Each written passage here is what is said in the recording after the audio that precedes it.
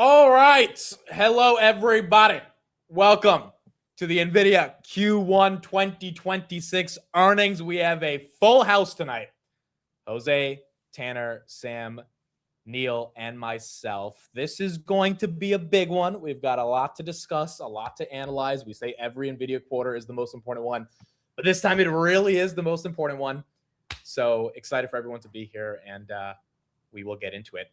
Jose, let's start off with you. How are you feeling going into the print? I'm feeling pretty good. And hello to everybody watching. Super excited for today's earnings. Yeah, I mean, we've had a really amazing rally the past month or two on the semiconductor industry. So for all of us that have been investing in this industry, we're probably pretty happy. And AI, the AI market continues to innovate, right? So we'll probably talk about it later on, but there's a few questions I hope we get answered during the earnings call that I'm curious, and more like a long-term investor. I don't think I highly doubt there's going to be anything that changes my long-term thesis out of today's earnings report. Tanner, you have been long Nvidia for a while now. How are you feeling going into their Q1 print? I'm feeling really good, man. I hope we see an 8 handle on revenue. I want to see 55% net income margins. I think that would be really interesting. I'm also really interested to see how their recent equity investments. Can you guys hear me, by the way? Yeah, you're good. You're good. My mic's not even plugged in. Oh, no, you're right. It's actually, your computer mic's decent, but yes, you should use the regular one. Give me a sec. Okay. We'll go to you, Neil. How are you feeling going into the print? I'm feeling great. I've got 7 shares going in. But now, wait. Now there's an echo somewhere, no? Is there an echo now? Hold on. Neil, keep talking. Let me mute Tanner. Yeah, Tanner. 1, 2, 3. Basically, what I was saying, I'm going into this. Tanner, you have an echo. You got to fix that shit. Mute me. I thought you muted me. Okay, so I'm going to have to mute you for the next 3 hours every time someone's talking. Or you mute yourself. Just make sure to. Okay. All right. Neil, go ahead. Sorry, Neil. Canadians. Swear. Basically, now feeling good. Got 7 shares of Nvidia. So quite confident that we're going to have a very, very good quarter. No, but I mean, it's important, but I have a feeling it's less important than a year and a half ago. Like a year and a half ago, we were all like, oh, what is Nvidia going to say? But now we're like, okay, all of the hyperscalers have already increased CapEx. We've heard from CoreWeave, Nebius, Memory. Okay, maybe not Micron yet, although we did hear something from Micron earlier today. So all signs lean towards a solid beat by Nvidia. I do think they're going to talk about CPUs a bit more this quarter. Yeah, I would agree, especially with what we saw with AMD and Intel's CPU ramp, obviously. So that is probably going to be an important one, given Vera is the CPU and Ruben is the GPU. Tanner, we'll get back to you now. What are you expecting going into the print?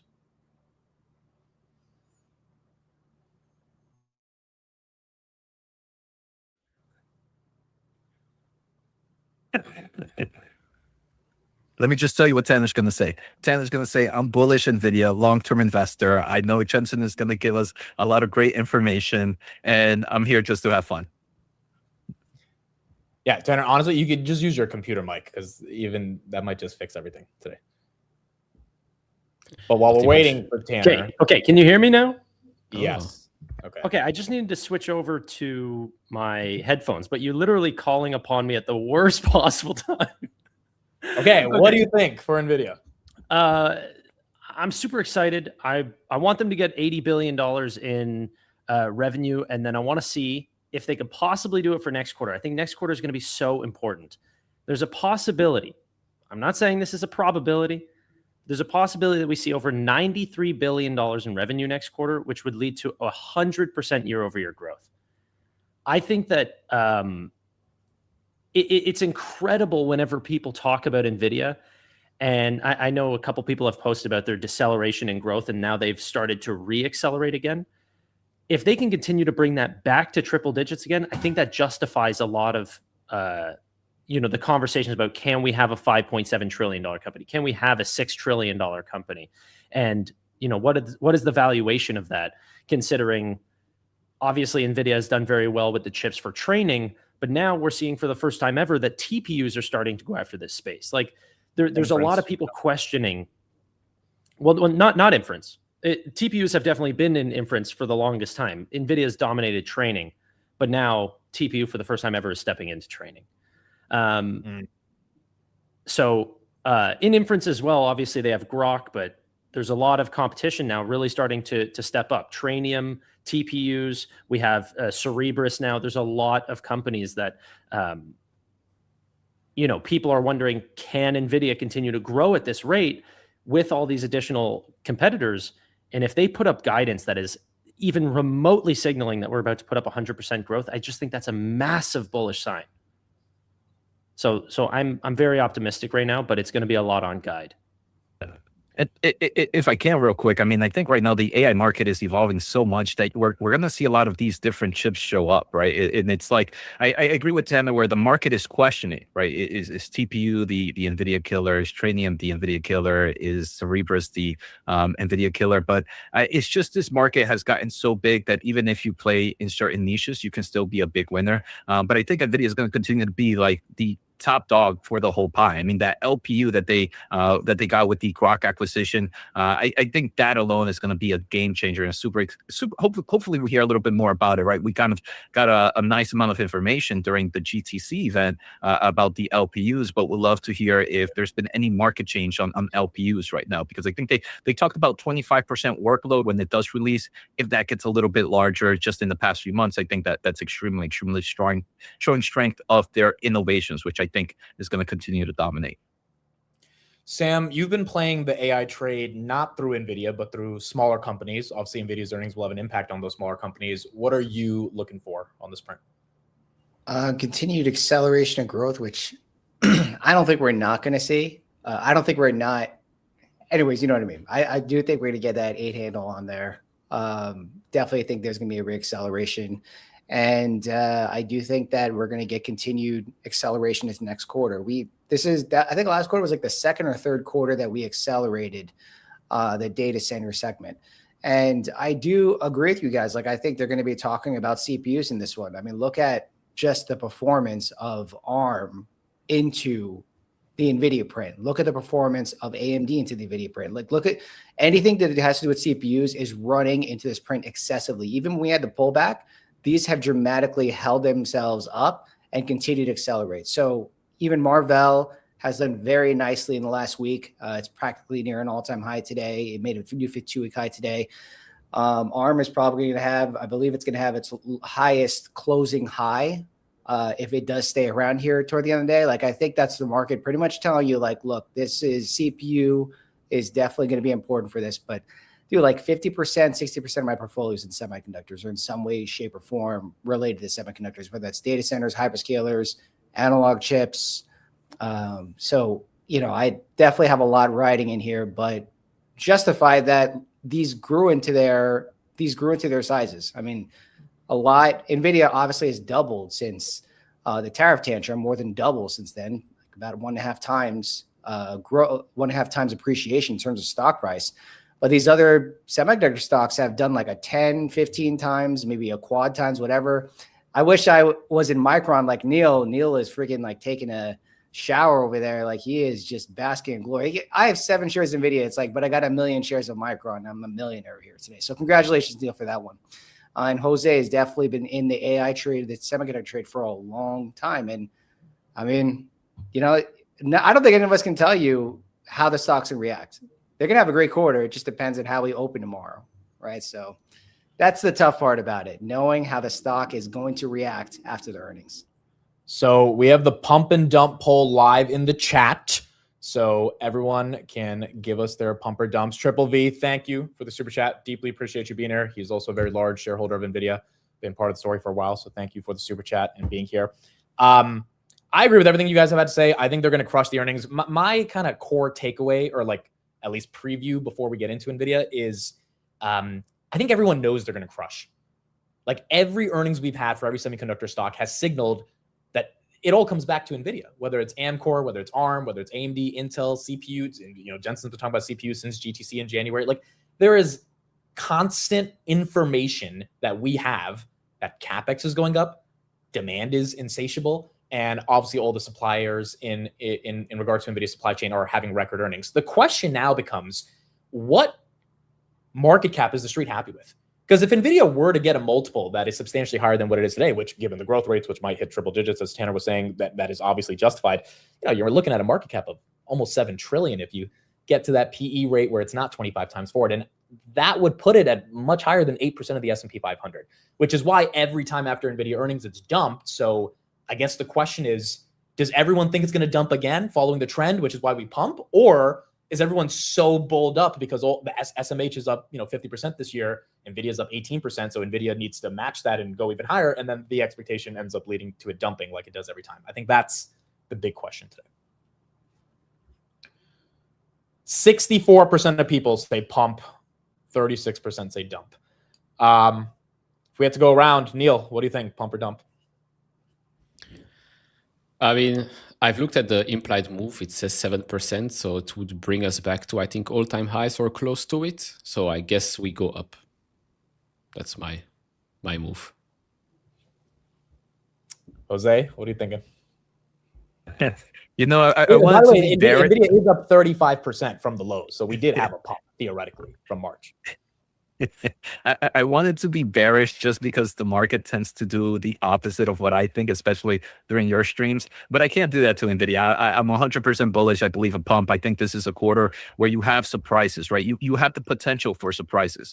We talked a little bit about it here, the CPU space, right? There's the opportunity for that to be extremely strong for them. Obviously, the AI chip market, Agentic AI, is going like no tomorrow. And we're seeing a lot of innovations just in the past month or so. So I'm really leaning to a strong guidance, and I hope the market gods are listening to Tanner, and we do get that triple digit year-over-year growth on guidance for quarter 2.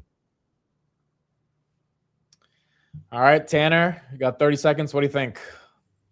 Yeah, I think it'll pump.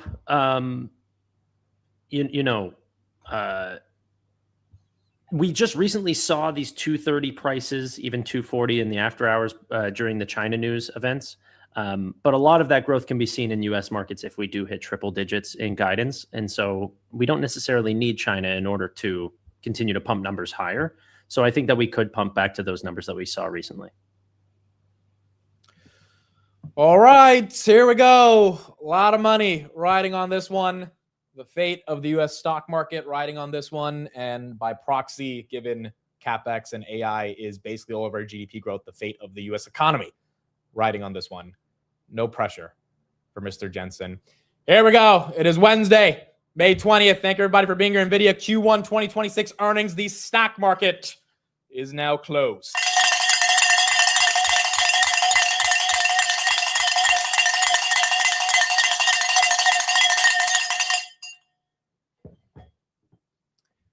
And now we wait.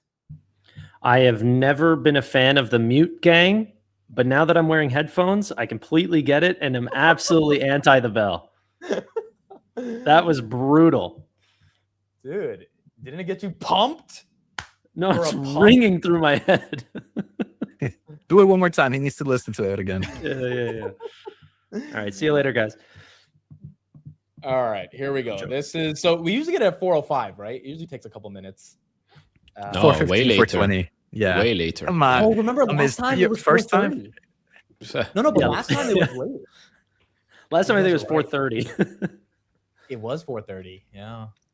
Jose, did you post your F5 GIF? Yeah, it's on schedule. I scheduled it like a year ago for every quarter. Okay. For the next 10 years. For the next 10 years.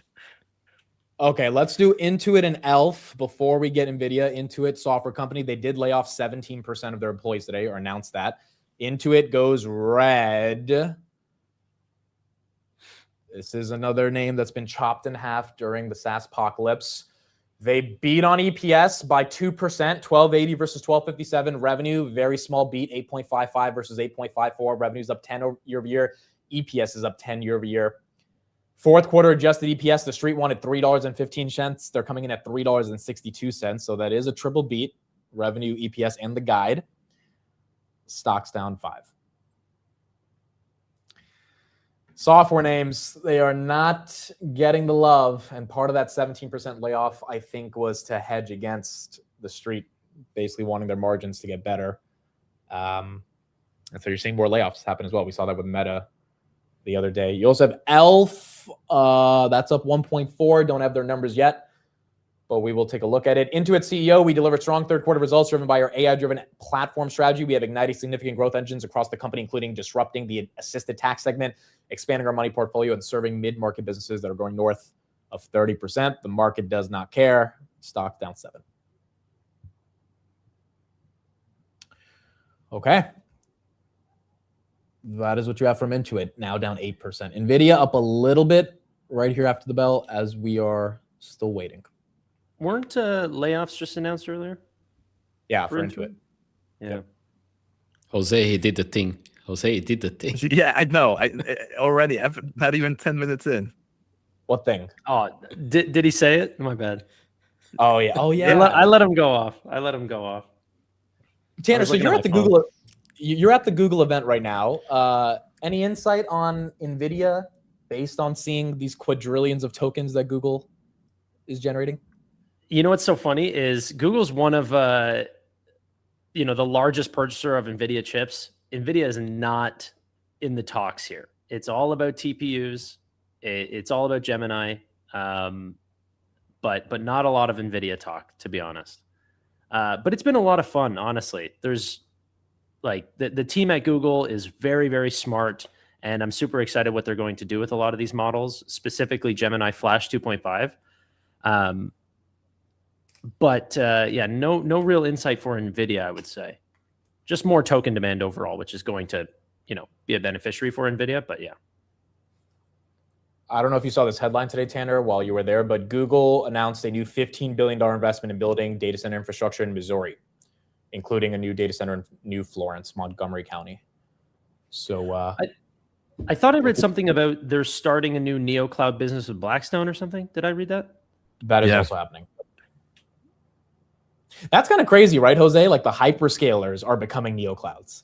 That one's so weird to me, right? Because I mean, it's Google has already Google Cloud. Like it's that one. That one still. I would love to hear maybe either Tanner, Neil, or Sam's thoughts, or even your submits on why would Google want to do that, right? They have Google Cloud already. What's the point of building another NeoCloud player? It's is there going to be a niche space about that, or it still confuses me after I read it numerous times. My take was they need even more compute. And I don't know, you would think they would give the deal to a separate NeoCloud to just get it done. But I guess they see more vertical integration in this partnership, and that's why they're doing it. Higher margin for them. Higher More margin. control? Yeah. Are they starting a new subsidiary for this that maybe Blackstone's taking an equity stake in? That I think that's a possibility. They're the majority owner, apparently. Yeah, and they're going to be the ones mainly financing, I think. Then that's what it is. They want an equity stake in this company, but they don't just want Google stock. They want a pure play, but they want to work with Google.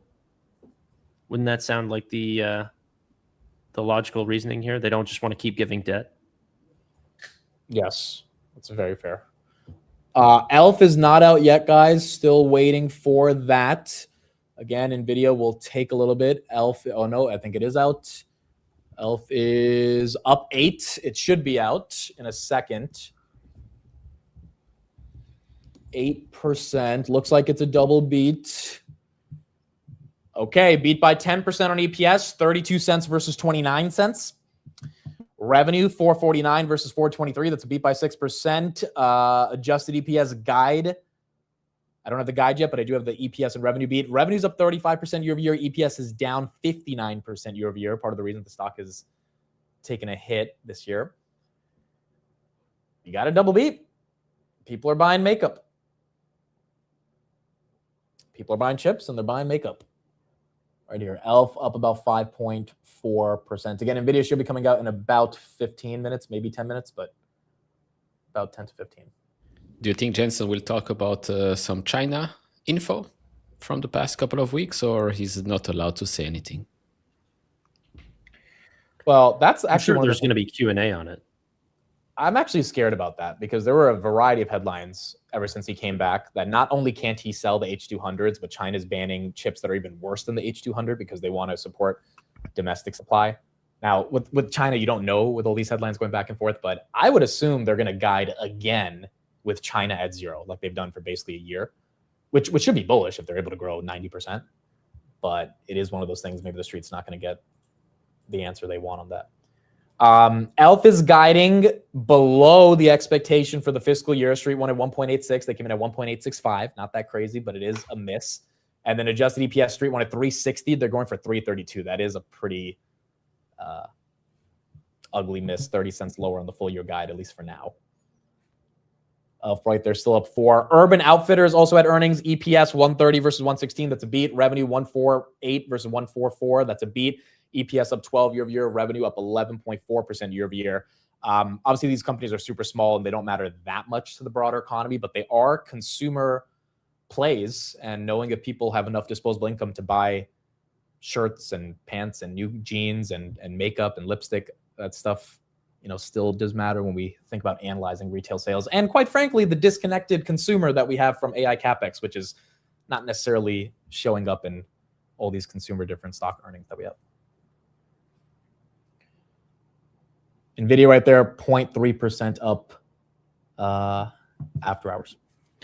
I had this amazing conversation yesterday regarding who is going to lead in AI over the next few years. Not just next few years, but over the next decade, I guess.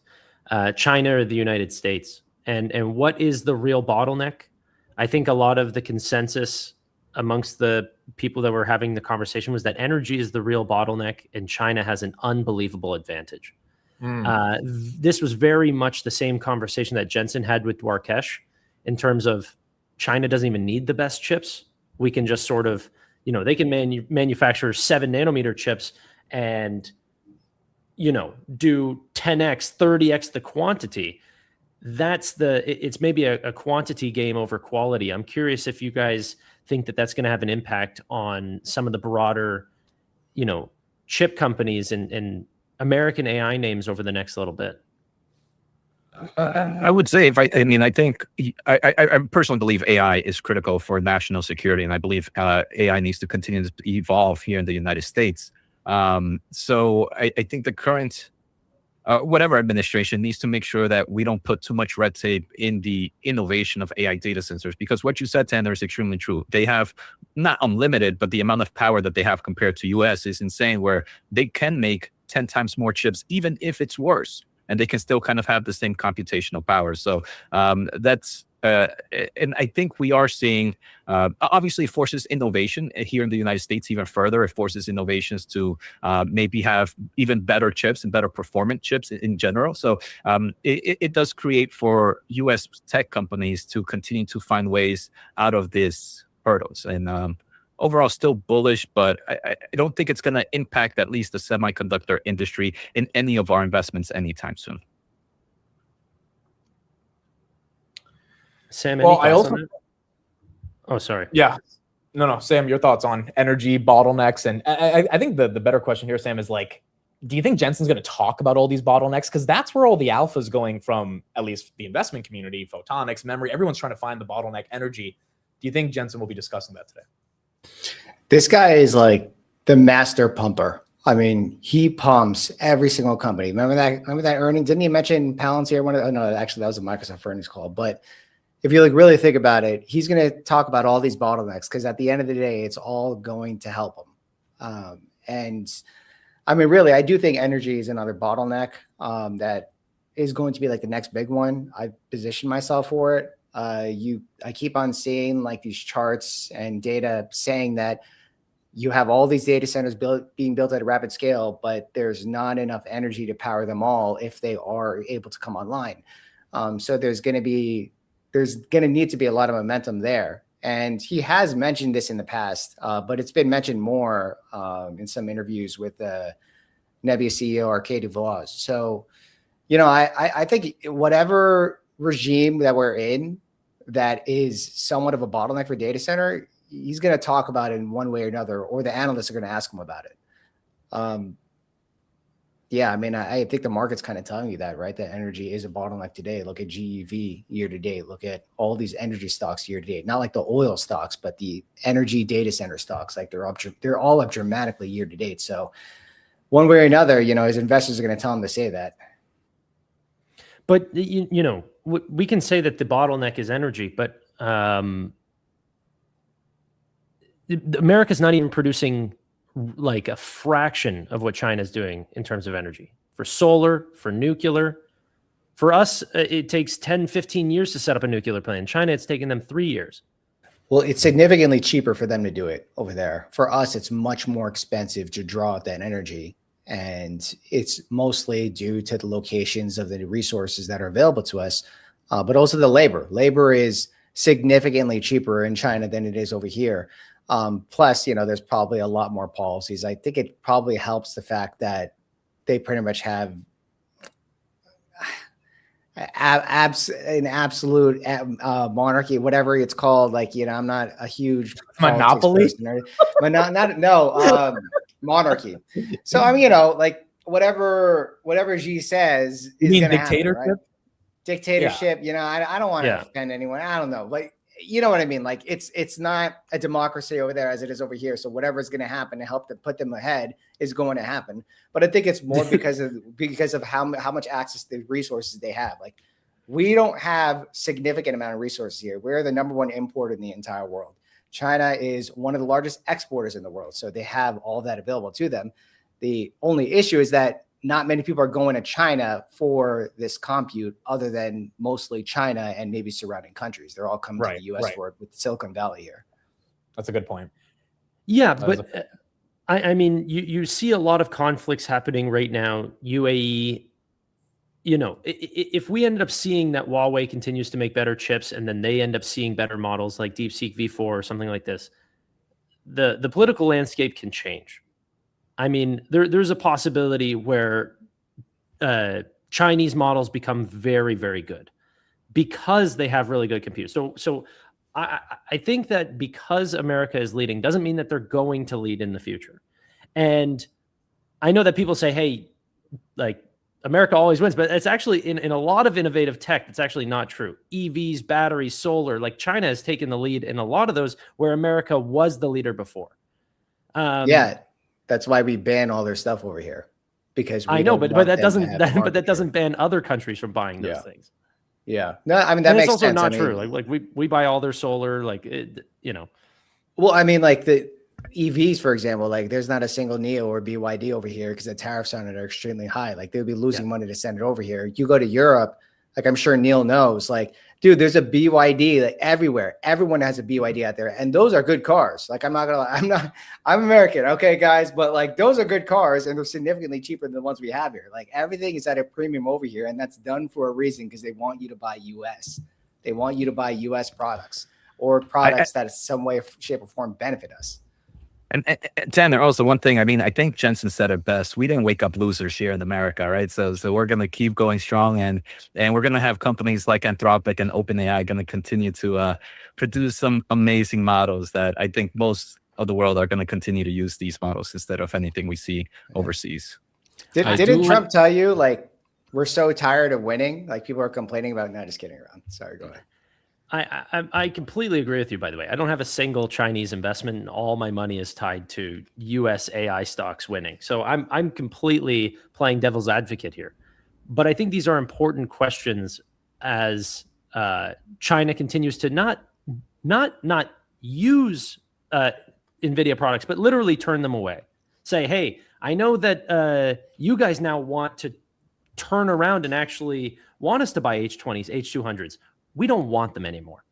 That's third-party risk. We don't want to play the political chess. We're gonna keep over here. And these are risks I think that people should at least be taking into consideration. So then if we have new models or new changes, that we don't get completely blindsided as shareholders. Sorry, Neil, go ahead. No, I want to say I do agree with Tanner's devil's advocate arguments here. It is a very valid concern, although right now, I think US tech has one huge advantage, which is distribution. So iPhones, Android, laptops, everything. Well, most of those things are still American companies, and the models will sit inside those American ecosystems. Could that change in the future? I guess yes. With phones, we have seen that change a little bit, although Apple is still extremely popular, even in China. But energy-wise, yes, there is a big problem, whether it's in the US or even in Europe. It is a big issue, and like Sam says, yes, here in Belgium, there are like 10 Chinese brands that pop up every single day. There's a new Chinese brand that pops up and drives. Quality-wise, I don't know if it's that much better than a German car, but they do pop up everywhere for sure, because cost-wise, it makes sense. And so people look at the best value for money for them right now. But the energy advantage that China has is a valid concern. And losing China is just probably one of the worst decisions over the past couple of years. All right, we have. agree. Go ahead, Jose. Last thing on this. Last point. I was going to say, data centers are the only way you can run AI is through data centers, and data centers are mainly ran by the big four, right? Your all US based companies: Google, Microsoft, whoever, Microsoft, Google, and Amazon. Those three, and Oracle. So they're the ones. I feel they're going to be the ones buying in US-based chips opposed to China-based chips. It's not like a random data center company is going to be popping out of nowhere. And in a lot of other countries, if they are building data centers, they're also going to have a similar power issue, right? They might take time to build to get power. So if you have power issues, are you going to go with a company that you need to have a lot more chips and a lot more power? Or are you going to go with the company and technology where you need less chips and less power as well? So it's not like the consumers are the ones buying the AI chips. It's these big companies that need all the other tools as well. Okay, I think we got 2 minutes going into it. Applied Digital just announced that they surpassed 1 gigawatt of connected AI data center capacity, going back to this argument about energy and capacity. That's up 7%. So again, these smaller companies, even as they've transitioned from different business models around Bitcoin,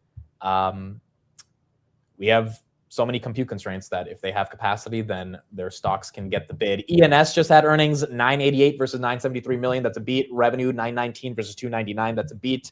Net income, 77 million. EPS, 205. ENS, that's also up 3%. Very important as well when it comes to energy infrastructure. Intuit repurchased 1.6 billion of stock, and they're doing an $8 billion buyback. They just announced the stock is down 10% as the street doesn't seem to care. And in about a minute, we should be getting Nvidia. Real quick, does anyone think there's any metric that they're worried the most about, whether it's gross margins, revenue acceleration, OpEx, or do we kind of all think they're going to come in line? I think obligations is going to be crazy. How much obligations they have of future inventory. I think that number is going to be over 100 billion this quarter. I think last quarter was 90 billion. It's going to be interesting how the street looks at that, right? Are they going to like that? Or are they going to hate that they have that much money on potential products in the future? All right, I'm trying to see the numbers. Stock is making a little bit of a move down yet. Nvidia, first quarter 2026 revenue, 81.6 billion versus 79 expected. That's a $2 billion beat. Yeah, that's a $2 billion beat. EPS 187 versus 177. That is a 6% beat. Revenue is up 85% year over year. EPS is up 131% year over year. What's the guidance? I don't have the guide yet. Should be getting it any second. But you have a double beat. I mean, $2 billion beat. Pretty decent. The guide's important. Operating expenses guide, Street thought it would be 7.9. They're at 8.3. So they're spending a bit more on OpEx. Stock obviously is starting to sell off 1.4% right now. 219 after hours. We're still waiting for the guide. Data center revenue was 75.2 versus 73.4 billion. Guidance. Street wanted 87. They're guiding for 89 to 92 billion. We're going to get it. We're going to get 100%. Second quarter revenue growth, again, 91 billion plus or minus 2%. Adjusted gross margins at 75%. second quarter adjusted gross margins, they're guiding from 74.5 to 75.5. And data center revenue again came in at 75.2 versus 73.4. The street is not a happy camper initially on these numbers. Yeah, I care less about what the market wants here. Like, I mean, they're selling off. That is a phenomenal beat. Guidance looks really good. They're on track. If they beat what they just beat last time, I think they just beat this quarter by $3+ billion. So if they beat that quarter by $3+ billion, they'll pass the 100% mark. They are adding 80 billion for share buybacks, up from 60 billion, and they're moving to a new reporting framework with 2 platforms. I'm not sure what exactly that means, but a new reporting framework with 2 platforms.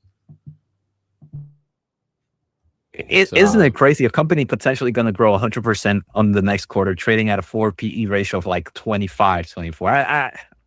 Like Tanner said, I don't care what the market is doing right now. This is just insane.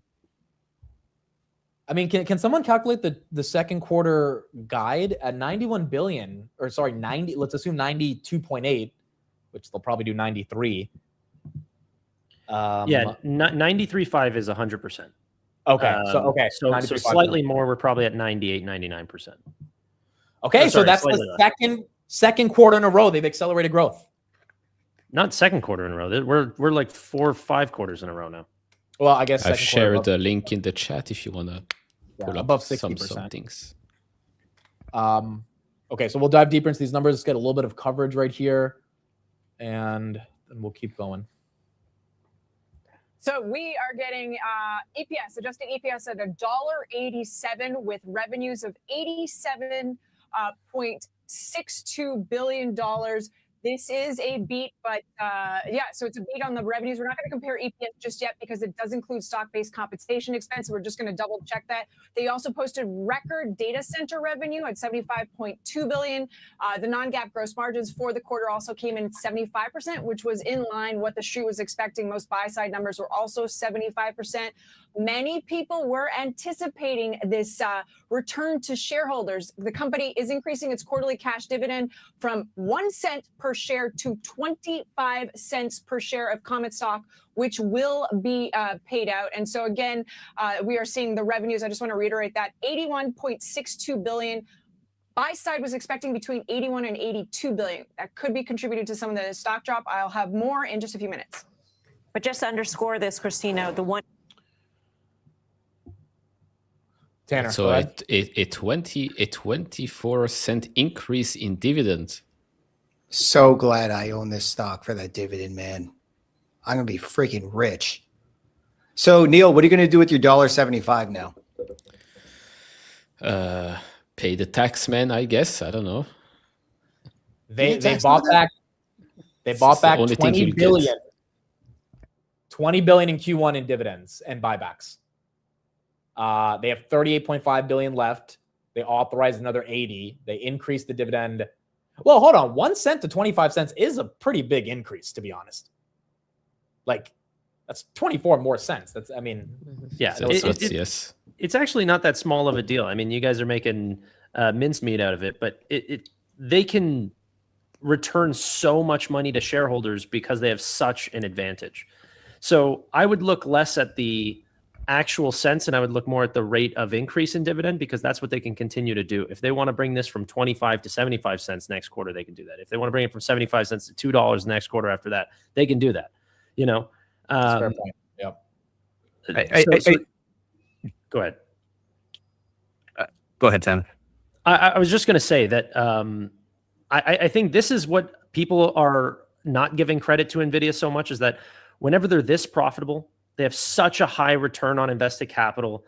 They are investing in these businesses, and those businesses are doing extremely well. They can throw a lot of money back into the ecosystem, but they're at such a scale now. It's like, what do you want them to do with this money? So they're going to buy back shares and they're going to return money back to shareholders. And that is, as companies mature over time, what you want them to do.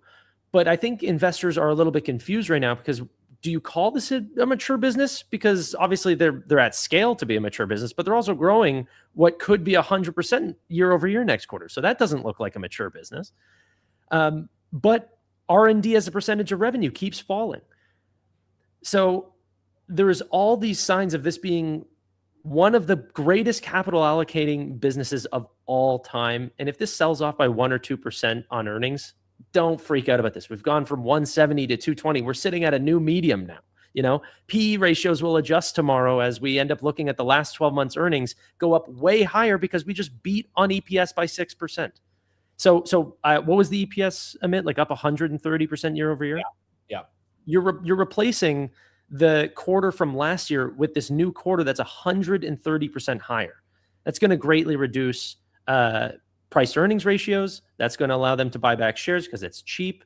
Because what else do you do whenever you're literally a cash generating machine? They are a money printer the same way that Jerome Powell or Kevin Warshone's a money printer. I mean, seriously.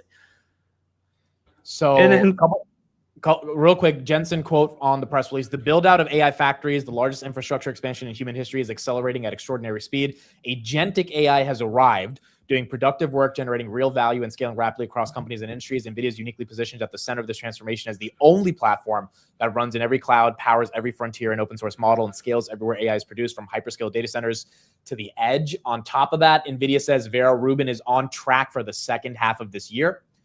NVIDIA CFO said we had no shipments of data center Hopper products to China, whereas in Q1 of last year, they had 4.6 billion. So China went to zero in terms of that revenue base. And then on top of that, NVIDIA is transitioning to a new reporting framework that better reflects its current and future growth drivers. NVIDIA will have two market platforms, data center and edge computing.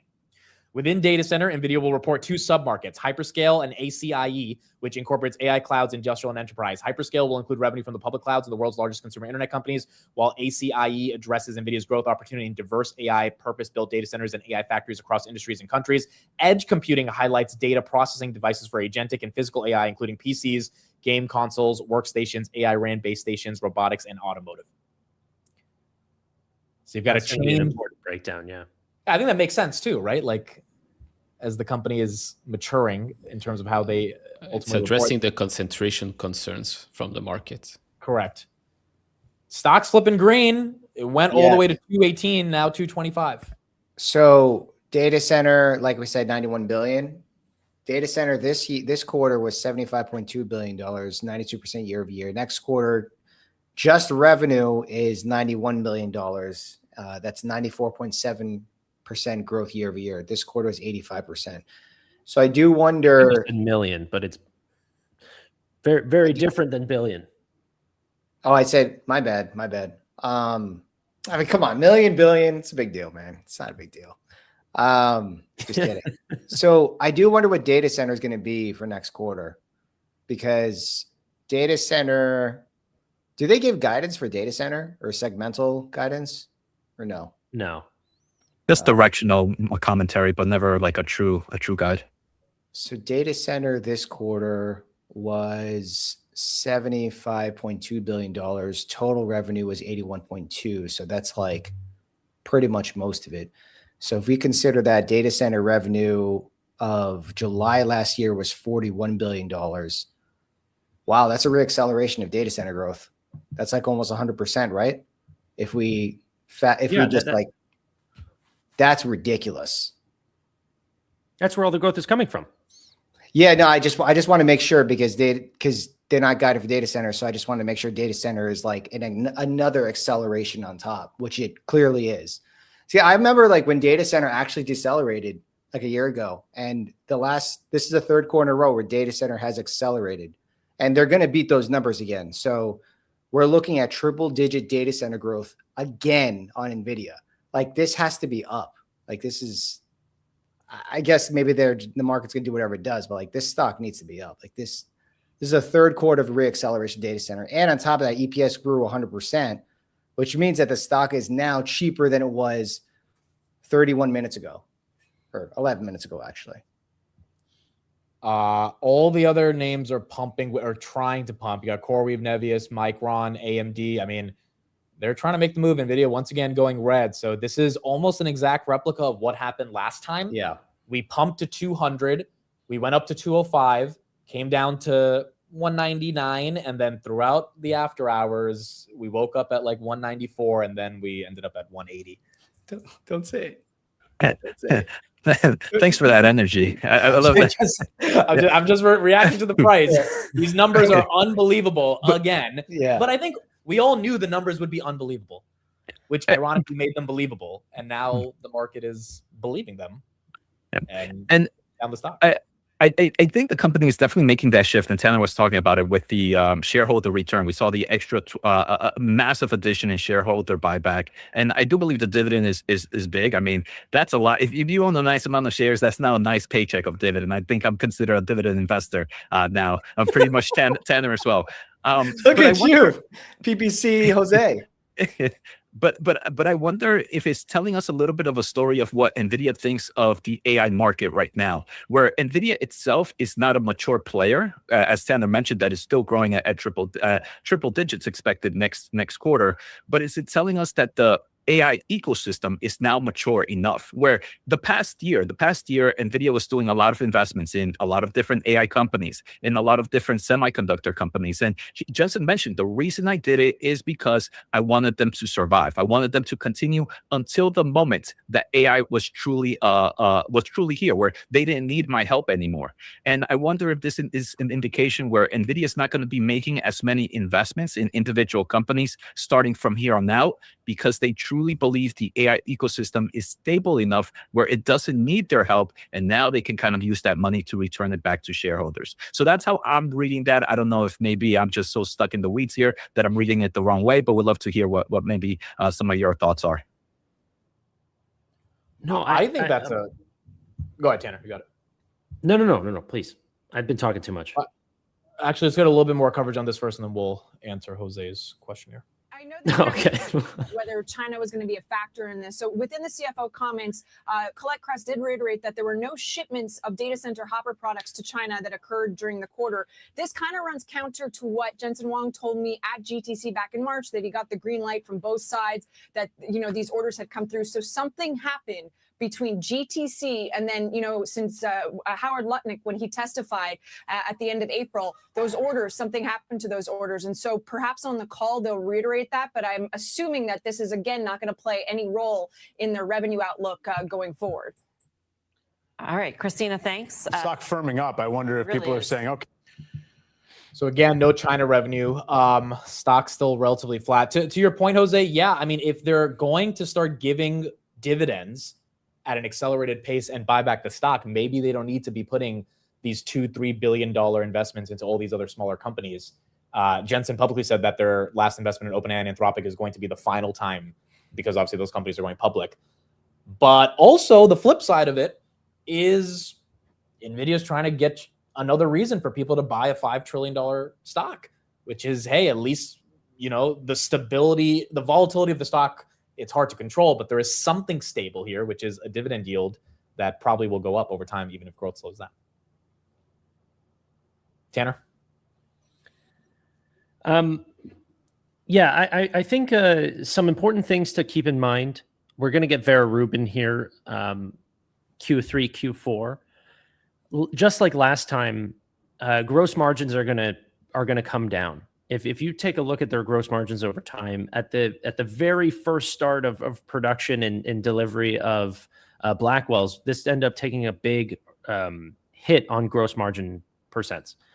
Then Jensen Huang told the market that they would re-accelerate back to 75%, and no one believed him. Like, the stock fell on that news, and they said, "Good luck bringing this back to 75%," and here we are. So I think that this is going to, and you literally see it there, Q1, 60.5%. So I appreciate you highlighting that. In Q3, a similar thing is going to happen where gross margins are going to get hit. And then what I hope is that NVIDIA ends up talking about re-acceleration of margins, hopefully to 75% again, or even more. But that the market actually believes him this time. Because I feel like Jensen makes a lot of these very outlandish claims, but then they actually come true. And it seems like the market tests him on all of this commentary every single time, even though he's actually been fairly right in a lot of his predictions. But yeah, just important to keep in mind for next quarter guidance. But it's crazy because even with the ramp, guidance didn't drop that much, right, Tanner? I think the 60.5 includes, right? I think you mentioned the China hit. But if it wasn't for the China hit, Blackwell ramp at this lowest, I think got to like 70.5. So it was only like a 4.5 percentage point drop. And they were able to bring it back here to the mid 75. I actually don't think we're going to get it to the low 70s this time. I think we're going to get closer to the mid 70s, but it's definitely going to be something that during the ramp we're definitely going to see.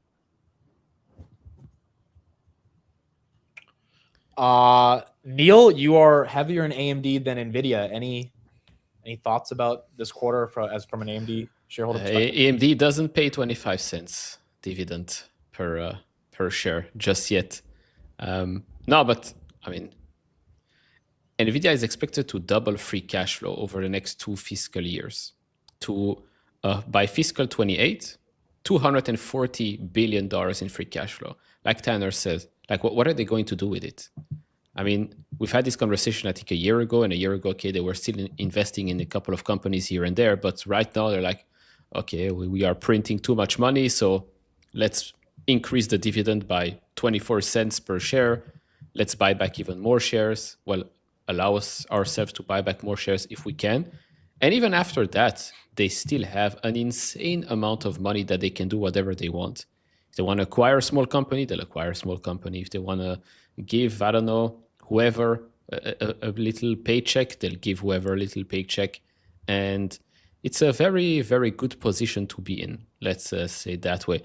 AMD is still early days. I mean, free cash flow is also expected to grow quite rapidly over the next couple of years, but nowhere near $200 billion in free cash flow. And yeah, I mean, we are all turning into dividend investors, so that's pretty cool. We're not dividend investors. We're looking to make the most amount of money, and try to increase the total return, every year.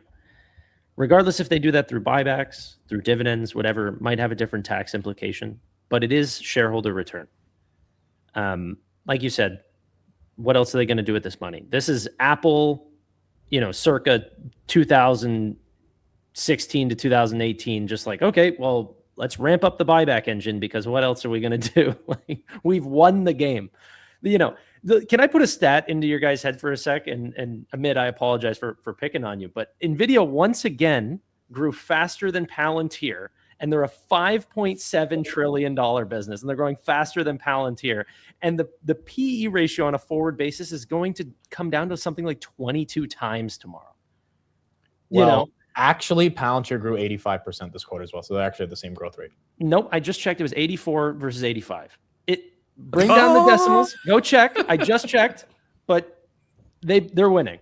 This is what I have to deal with, folks. You said suck it. But to your point, dude, yeah, this type of growth rate is something we have never seen from a company at this scale. But again, we've been saying that for the past year and a half at this point. Now it's about, can the market accept market capitalization to the extent of what Nvidia should be worth, which I think theoretically, many people think at least $250 a share. How much of a percentage of the S&P would that be? And is the market okay with that in the midst of oil and bond yield spiking? I feel like that stuff starts to matter more than just the top line numbers right now. Or the other question is, can Nvidia keep these margins super high for the next 5-10 years plus? And that's also a concern. That is correct. I mean, well, we don't expect Nvidia to go 90% for forever, right? So I guess, Tanner, to push back at your question here, when does growth slow down, and when does the market care about it slowing down? Because I don't know if Palantir can grow 85% the next 5 years either. So I mean, when do you think this thing? Yeah, when it doesn't slow down? Next quarter. That's what I know. That's as far as I know. I don't know if they'll continue to accelerate at this rate. It's harder and harder to grow at that rate whenever the comps are also higher and higher. But I think that the interesting part and the reason why I feel comfortable taking big bets on Nvidia is that the valuation does not look like a company growing faster than Palantir at extremely high rates. And so the margin of safety is the valuation, which I think tomorrow will be like 35 times trailing PE. something like this. That's the exciting part. So if there are signs of slowing, it's okay. Does it slow down to what rate? Do we slow down to 15% or do we slow down to 30, 40%? Because even that is still, you're greatly beating the S&P 500 over time. The build out, finds its way into individual enterprises are building their own pods, and they actually are making it like their own like what Lily just did. Yeah, and to your point, Tanner, What was it called? Lily Pod? Yeah. Sorry. Quite frankly, if anyone here is betting on Micron or ASML, like, you can't be buying those stocks at their valuations if you think Nvidia will substantially slow down growth anytime soon. Because if Nvidia is not growing north of, I don't know, 50, 60%, the memory demand probably is not going to be that aggressive either, given Nvidia is one of the biggest buyers of that. So it's like, you would have to imagine they keep up, maybe not for the next 5 years, but to Tanner's point, at least for the next 2 years, maybe not 90%, but it's going to be up there if we're going to give the multiples that we're giving to all these supply chain players that are now, pushing $1 trillion valuation for some of these companies. Your chat, it loves to troll me so much. I'm seeing a bunch of people like Tanner's in denial in chat because he owns too much Nvidia. Like, sure, they're denial trolling. about what? It's $220. It's the biggest company in the world. I'm up 66% in the last year. There's no denial here. No. The majority of my chat, the majority of retail owns Nvidia. Like, we all got this thing. I think now the question is, how long do you hold this thing? And, you got the Beth Kindigs of the world saying she said it's going to be a $20 trillion company, but she just sold 75% of her Nvidia. So you've got this looming question of, like, how much bigger can it get? And is there an opportunity cost of holding it? But then they put up this type of growth and you're like, oh my goodness. And then they're giving me a better dividend to stay in. Like, they're giving you reasons to just keep staying in the story without looking for the next Nvidia. They trade. That firm trades. They trade a lot. And mind you, they've called it right. Because I remember they were like selling Nvidia like 120 to like 140 bucks, and they bought it back at like 90, which I guess that's good, right? But like, that's a lot of taxes right there. So, but don't get me wrong, like, the research that Beth Kindig puts out with her firm is really good. I read their stuff. It's good. Wow. Wall Street Journal, Anthropic expects a 130% revenue surge to 10.9 billion in just June, and its first operating profit for Q1 of this year. Yeah. Where's Google? Their gross margin has just skyrocketed. In January, they showed off gross margin at 38%. And then in April, it was 70%. So the demand is so much outstripping their supply, and they're going to be such a massive winner. And luckily, OpenAI might end up IPOing before them, because if they didn't, there might not be any demand for OpenAI at all, because Anthropic is the clear winner for enterprise.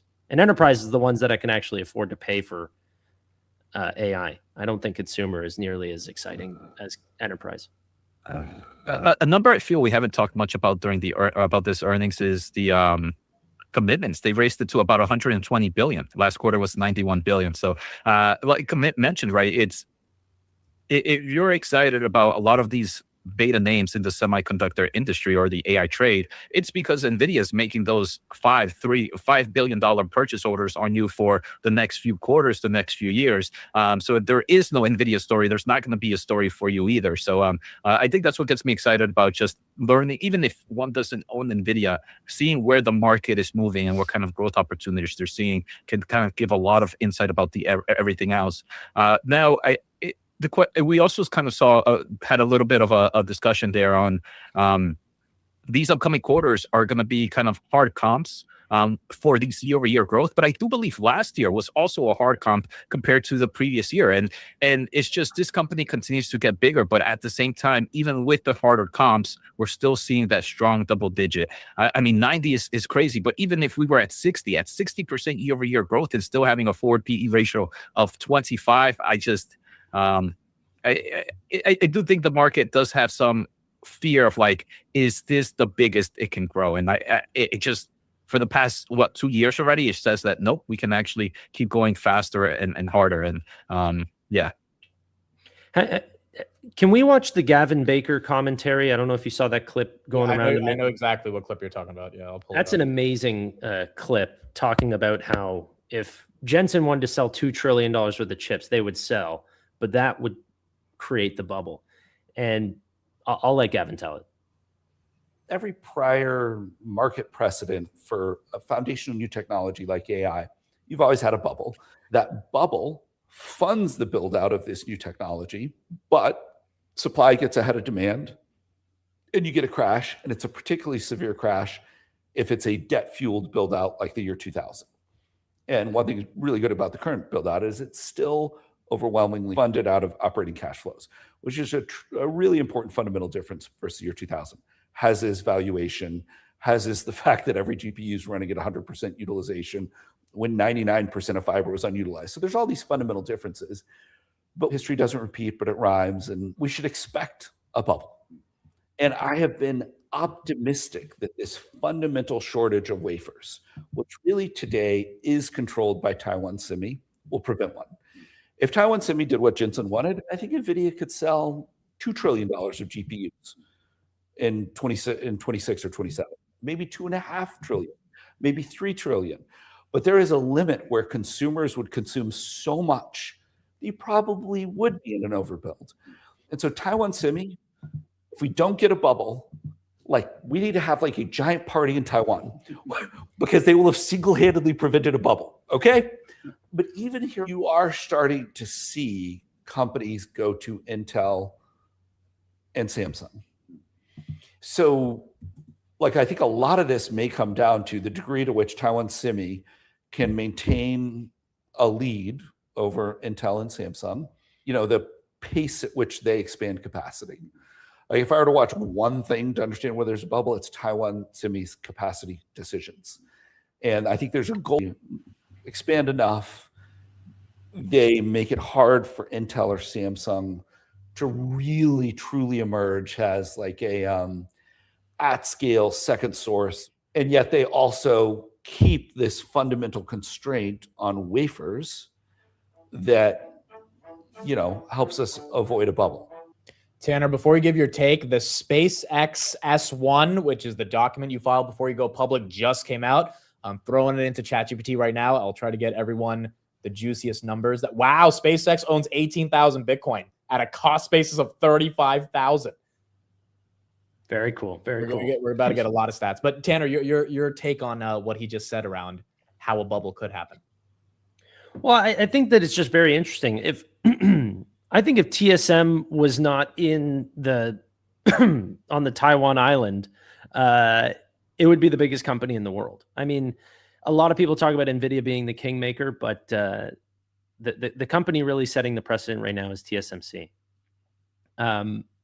But because there is a wafer capacity shortage, and that is one of the biggest bottlenecks, they are potentially hampering NVIDIA's growth. And that's actually stopping us from seeing this massive rise up in growth to then plummet back down because people actually do like supply is being met by demand rather than it being so demand heavy. So because there is a shortage, companies like Anthropic can make much higher margins and charge much more because the enterprises are willing to pay any price. It's actually quite healthy that we have some of these supply demand imbalances because it hampers growth and allows, us to not accelerate into growth and then only to plummet down afterwards and have a pricing war to zero across all the other, model makers. And one thing, I mean, I've definitely come to a mid channel a few times, and in my overall channel, that's one of the biggest things that I feel like there's not an AI bubble. I've said numerous times that the shortage and all this is creating the ability for us to not overspend. A quick point that yesterday or 2 days ago, STX Seagate was actually at a conference, and they kind of talked about why this is a different bubble compared to previously. And they mentioned one of the biggest reasons is in the storage and memory space. In previous bubbles, you were just selling volume, but the actual drive utilization rate was nowhere near 100. right now, every drive that they sell in the data centers, they're running at full capacity. This is not something that has been seen in the past. So every drive, every memory, every solution that's being sold, it's being worth like no tomorrow. And that's a big difference where previously everybody was buying for potential demand. This cycle, we're buying to the current demand. And the current demand, we're all running at that 100% utilization rate. The fact that we're even talking, though, about what's preventing the bubble means that we're getting to the point of the cycle where people are worried genuinely of if this is going to get too big. And Gavin Baker, I agree with you, has a really sophisticated argument. Hold on. We've been worried for years. The bubble talk started in 2022. No, but that talk was just like that talk was. It hasn't changed. Well, no, I disagree. Well, Nvidia wasn't a $5 trillion company. Like now, and you're seeing the stock. Right? In 2023, every quarter, Nvidia was up 20% the next day, literally for 7 quarters in a row. Like Nvidia's valuation is cheaper than. No, I'm not disagreeing on that. My point is that the public conversation is starting to become: does Micron deserve to be a $900 billion company? Does Nvidia deserve to be a $7 trillion company? Does TSMC deserve to be a $4 trillion? And everyone can assume valuation-wise, yes, that should happen. But then the question is like, will we let it happen? Which is why Gavin Baker is even making the argument that thanks to TSMC, we don't have a bubble. Jonathan Ross today was at a conference. He was the co-founder of Grok that Nvidia acquired. And his argument, I mean, it was very subtle, but he was just like, you guys better start building more. He was basically telling the memory makers, he was like, I hope you're watching because you guys should be making more memory fabs. Because if you're not, we will out-innovate and have a less dependency on memory. Yeah. Which then begs the question. It's like, okay, yes, we still have all this massive demand for memory, but you have one of the smartest guys in the world, the co-founder of the TPU at Google, saying, hey, this memory thing, it's a big part of our supply chain, but Jevons paradox doesn't work here because we'll just out-innovate to make. So you got more people thinking about this. And then NVIDIA increasing their dividend from 1 cent to 25 cents. You've also got people thinking, okay, it's becoming a little bit more of a mature business. And I think that's realistically why you're seeing the stock basically be flat after hours. But the question is, again, are we in a bubble? What is showing us that we are in a bubble? Just because these companies are becoming bigger, they are becoming bigger because they sell out every single quarter. They sell out everything they can sell, they sell out. So it's not, I mean, he said it. If there was way more supply than demand, then okay, we are in the bubble territory. But we are clearly far, far away from this. And again, it's not me or anyone here saying that there aren't overvalued companies in the market. They are definitely overvalued companies in the market. There are companies that are absolute trash, but the big players, the big winners here are nowhere near bubble territory because they make so much money. Everybody's making so much money right now. Everything's selling out super fast. Margins are very high. Okay, eventually, especially since memory is becoming a bottleneck, yes, I do think that every company is going to work quite hard on the software side of things to make sure that they will probably depend a bit less on buying so much from the memory players. And that's probably why you're never going to see a super high premium or multiple on Micron or SK Hynix, because you are going to see these companies, the Googles, the Nvidias, etc., work on the software side to make sure that they can utilize 110% of the memory that they're buying and are going to buy in the future. Yeah, Meta trading at 18 times forward is not a bubble. Nvidia 25 times forward is not a bubble. The broader question, I think, in terms of the stock, which is what we're all taking a look at here, is how big can it get? Because if Nvidia was $350 today, you could theoretically justify it, but I think people would feel like, okay, it's happening too quick, especially when you have oil above 100, the 10, like you have all these macro concerns around how stocks keep going up, semis keep going up. There's all these other broader issues, but then the actual multiples on these names, as you said, Neil, they're not bubblish. Microsoft's not Google at 28 times is just, Cisco was at 120 times in the dot-com bubble. So the earnings growth is there. I guess now the question is, will the premium be baked into the stock price even further than what we've got, given NVIDIA is up like 1,000% over the past 5 years? And they're just going to have to keep executing, which they did this quarter, 100%.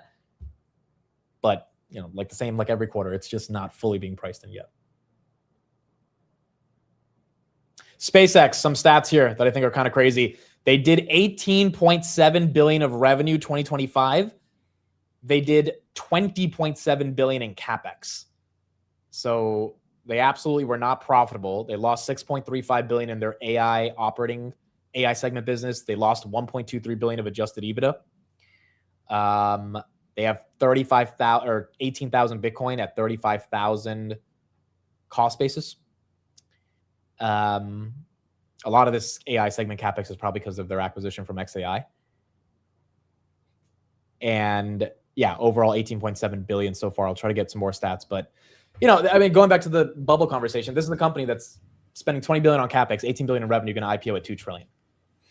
Liquidity's got to come from, maybe people are going to have to sell to Nvidia to buy the SpaceX IPO. And how big is that SpaceX IPO going to become? And can we sustain that type of evaluation and earnings multiple on something that's not growing like Nvidia is? Aren't they only going public with $75 billion? Yeah, they're raising 75 billion. I mean, that's not a lot. Well, at the valuation that they're raising at. Yeah, they're to get $75 billion of capital around the world to say, yes, I want to buy this at 2 trillion. That wouldn't break the market. I look at Cerebras. That was egregious, and the market didn't crash. That's a $70 billion company. That's not even this market. That's true. I think we would buy it up. I think, well, Kathy Wood would buy it. That's for damn sure. She will buy that thing on day one. Yeah, I don't think any of us here think we're in a bubble. I think all of us are pretty logical around the numbers around it. I think most of the chat probably doesn't think we're in a bubble. But once again, the stock is not reacting. And I think we're trying to rationalize why it's not reacting. And it's not about us being in a bubble. It's about how much premium is the market ready to price in. Because theoretically, it should be 250, 260. I think most people would agree with that. Where do you think it's going to... Sorry, I was going to say, where do you think it's going to go based on earnings, on the actual earnings call? I don't know, dude. I mean... Do you think we go higher or lower from here? I'm not sure what the question would be that the street would react to that would get them upset or happy. All the numbers are there. Jensen tends to be very nonchalant in these. I mean, last time he went totally off script and kind of went on a rant for like 15 minutes. I don't know. I feel like the street needed to see something even crazier than what they saw. Really, tomorrow we'll see what the price action looks like, but I don't know what the street needs to see because they just destroyed the quarter. But it's like, I guess we already knew they were going to destroy it, and it's just not enough. I think Vera Rubin's going to be a very interesting development because it's going to be a lot of diversification. Well, people can look at NVIDIA and say, oh, you know, they're selling chips. The type of chips that they will be selling now, Vera standalone, Grok, Rubin, these have different use cases, and it actually adds new customers onto their list of buyers. It adds diversified revenue. You know, I'm really interested to see what the back half of 2026 looks and the early half or first half of 2027 looks like for NVIDIA, because it could be a very different NVIDIA, and probably why they're changing the reporting standard as well. I am curious about that, how they're going to report and how Jensen communicates why we need to report in a certain way. I think, you know, when Jensen had that comment that you can't hold the stock back, it was trading at 180. Now it's at 220. So I don't think he's going to be that pissed like he was last quarter, because last quarter, I think he felt like, you know, the market really wasn't giving them any respect. 220 is a big difference from 180, but obviously if he thinks the stock should be probably closer to 250, which most analysts do as well, then, you know, maybe we get a angrier Jensen trying to tell the street guys, like, it's happening. It really is happening. I think the fact that they have a whole thing on edge computing is like so bullish for pretty much anything to do with edge computing. So like with Cloudflare, DigitalOcean. I do think that this is actually really good. So when they say that they're going to do two, does that mean like they're going to have two different earnings every quarter? Is that what? No, it's just they're not going to report automotive, data center, all that stuff. Oh, my bad. Okay. Because it's just going to be reported a different way. Not even gaming or? Oh, go ahead. Sorry. That'll be under data center for the new version of it. All right. Calls live. Here we go. We'll be back in an hour and we'll analyze what we heard. Good luck, everyone. Harry, you may begin your conference. Thank you, and good afternoon, everyone. Welcome to NVIDIA's conference call for the first quarter of fiscal 2027. With me today from NVIDIA are Jensen Huang, President and Chief Executive Officer, and Colette Kress, Executive Vice President and Chief Financial Officer. Our call is being webcast live on NVIDIA's Investor Relations website. The webcast will be available for replay until the conference call to discuss our financial results for the second quarter of fiscal 2027. The content of today's call is NVIDIA's property. It can't be reproduced or transcribed without our prior written consent. During this call, we may make forward-looking statements based on current expectations. These are subject to a number of significant risks and uncertainties, and our actual results may differ materially. For a discussion of factors that could affect our future financial results and business, please refer to the disclosure in today's earnings release, our most recent Forms 10-K and 10-Q, and the reports that we may file on Form 8-K with the Securities and Exchange Commission. All our statements are made as of today, May 20th, 2026, based on information currently available to us. Except as required by law, we assume no obligation to update any such statements. During this call, we will discuss non-GAAP financial measures. You can find a reconciliation of these non-GAAP financial measures to GAAP financial measures in our CFO commentary, which is posted on our website. With that, let me turn the call over to Colette. Thank you, Toshiya. We delivered an exceptional quarter with revenue, operating income, and free cash flow exceeding our prior records. Total revenue of $82 billion was up 85% year-over-year and 20% sequentially. This marked our third consecutive quarter of year-over-year acceleration and the 14th straight quarter of sequential growth. A significant feat given the sheer size and complexity of our manufacturing operations. The $13.5 billion sequential revenue increase was also a record. We capitalized on the inflection in inference demand by ramping Blackwell systems across our diverse end customer base, from hyperscalers to model makers to AI cloud providers and sovereign customers. In Q1, we also allocated capital effectively across R&D, investments in our ecosystem, and share repurchases. We returned a record $20 billion to our shareholders while executing strategic investments, both upstream supply chain and downstream go-to-market ecosystem. This is critical to the market's development and our long-term position. Data center revenue of $75 billion was up 92% year-over-year and 21% sequentially, driven by sustained strength in our Blackwell architecture. And demand for GB300 and NVL72 was particularly strong, with frontier model builders and hyperscalers each having cumulatively deployed hundreds and thousands of Blackwell GPUs, marking the fastest product ramp in our company's history. Grace Blackwell is the fastest training system as well as the lowest token generation cost at Inference. Spectrum X, our end-to-end Ethernet platform purpose-built for AI, is now larger than all Ethernet network peers combined. InfiniBand has also had a very strong quarter, growing more than 4x year-over-year, driven by deployments of our next generation XDR technology. For your models, data center computing revenue of $60 billion was up 77% year-over-year, while data center networking revenue of $15 billion nearly tripled year-over-year. Before we deep dive into data center, we'd like to brief you on our transition to a new reporting framework that better reflects our current and future growth drivers. We have two market platforms, data center and edge computing. Within data center, we will report two submarkets, hyperscale and ACIE, which incorporates AI clouds, industrial, and enterprise. Hyperscale will include revenue from the public cloud and the world's largest consumer internet companies, while ACIE addresses our growth opportunities in diverse AI purpose-built data centers and AI factories across industries and countries.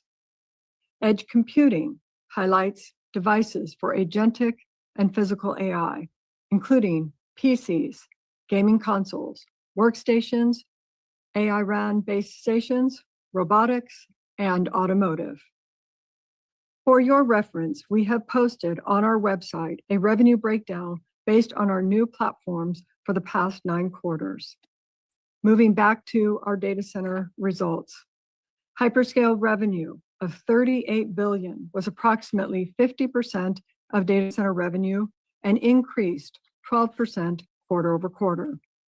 ACIE revenue was $37 billion and grew 31% quarter over quarter, including AI cloud revenue that more than tripled year over year.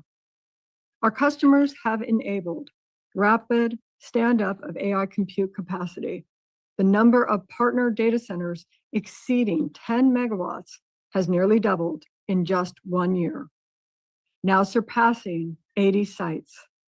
Sovereign revenue increased more than 80% year over year. Nvidia AI infrastructure is now deployed across nearly 40 countries, representing 50 trillion in GDP. As evident to our Q1 results, our customer base is diverse and growing, supported by our vast ecosystem and installed base, breadth of CUDA accelerated application, and the lowest token cost provider. We are well positioned to address a market opportunity that far exceeds that of any other AI computing platform. Demand for AI infrastructure continues to expand at an unprecedented pace. The build-out of AI factories is accelerating. The value of Nvidia AI infrastructure is rising. The price of renting an H100 has risen 20% year to date, while A100 cloud pricing is up nearly 15%. Benefiting from the versatility of our platform and continuous performance enhancements enhanced by our software stack, customers are generating profitable revenue beyond the depreciable life of their GPUs. The vast and trusted marketplace for NVIDIA compute is a critical foundation on which billions in AI infrastructure spending is being financed by the ecosystem. There are 2 primary drivers behind the accelerating build-out of AI infrastructure. First, from search and advertising to recommender systems and content understanding. The largest hyperscale workloads continue to transition from CPU to GPU-based accelerating computing. Second, the adoption of products and services native to AI is inflecting. Since the advent of ChatGPT, we have witnessed mainstream AI transition from one-shot inference to reasoning and to now agentic. AI is no longer a nice to have. AI is now a necessity for enhancing productivity across all industries and roles. This is propelling revenue acceleration across all layers of the AI cake, including energy, chips, infrastructure, models, and applications. Growth in the model layer, particularly at Anthropic and OpenAI, has been incredible, with momentum continuing to accelerate, including breakout growth in OpenAI's Codex since the launch of GPT 5.5. With analysts now forecasting hyperscale capex to exceed $1 trillion in 2027 and agentic AI beginning to proliferate all industries, AI infrastructure spending is on track to reach $3 to $4 trillion annually by the end of this decade. Our Blackwell architecture is everywhere, adopted and deployed by every major hyperscaler, every cloud provider, and every major model maker. Last month, we celebrated OpenAI's launch of GPT 5.5, co-designed for, trained with, and served on Blackwell, currently positioned at the top of artificial analysis leaderboards. Microsoft's Fairwater, the world's most powerful AI data center, is now live, ahead of schedule, powered by hundreds of thousands of Blackwell GPUs. Starting this year, AWS will add more than 1 million Blackwell and Rubin GPUs and are collaborating on Spectrum networking. At Google, Blackwell will be offered to customers in the cloud, including confidential computing capability, a new foundation for secure, high-performance AI. Our share of frontier AI compute is increasing. We have deepened our collaboration with Anthropic and are delighted to be a strategic partner to expand their compute capacity. We will support the company's growth trajectory through AWS, Azure, CoreWeave, SpaceX AI, and more. Now, with the addition of Anthropic to OpenAI, Gemini, SpaceX XAI, Meta, MSL, Microsoft AI, TML, Reflection, Perplexity, Cursor, and other major frontier labs already building on NVIDIA, our share of frontier A models will grow significantly. Today's data centers are revenue-generating AI factories. Constrained by power and capital, AI factory operators must choose the right architecture. With our extreme co-design approach, we deliver the industry's lowest token cost, the highest token throughput, and the highest ROI.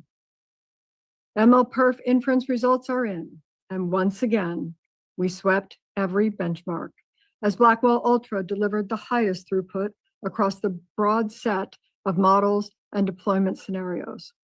Full stack innovations drove the 2.7x increase in throughput and a 60% reduction in the cost per token on GB300 compared to just 6 months ago.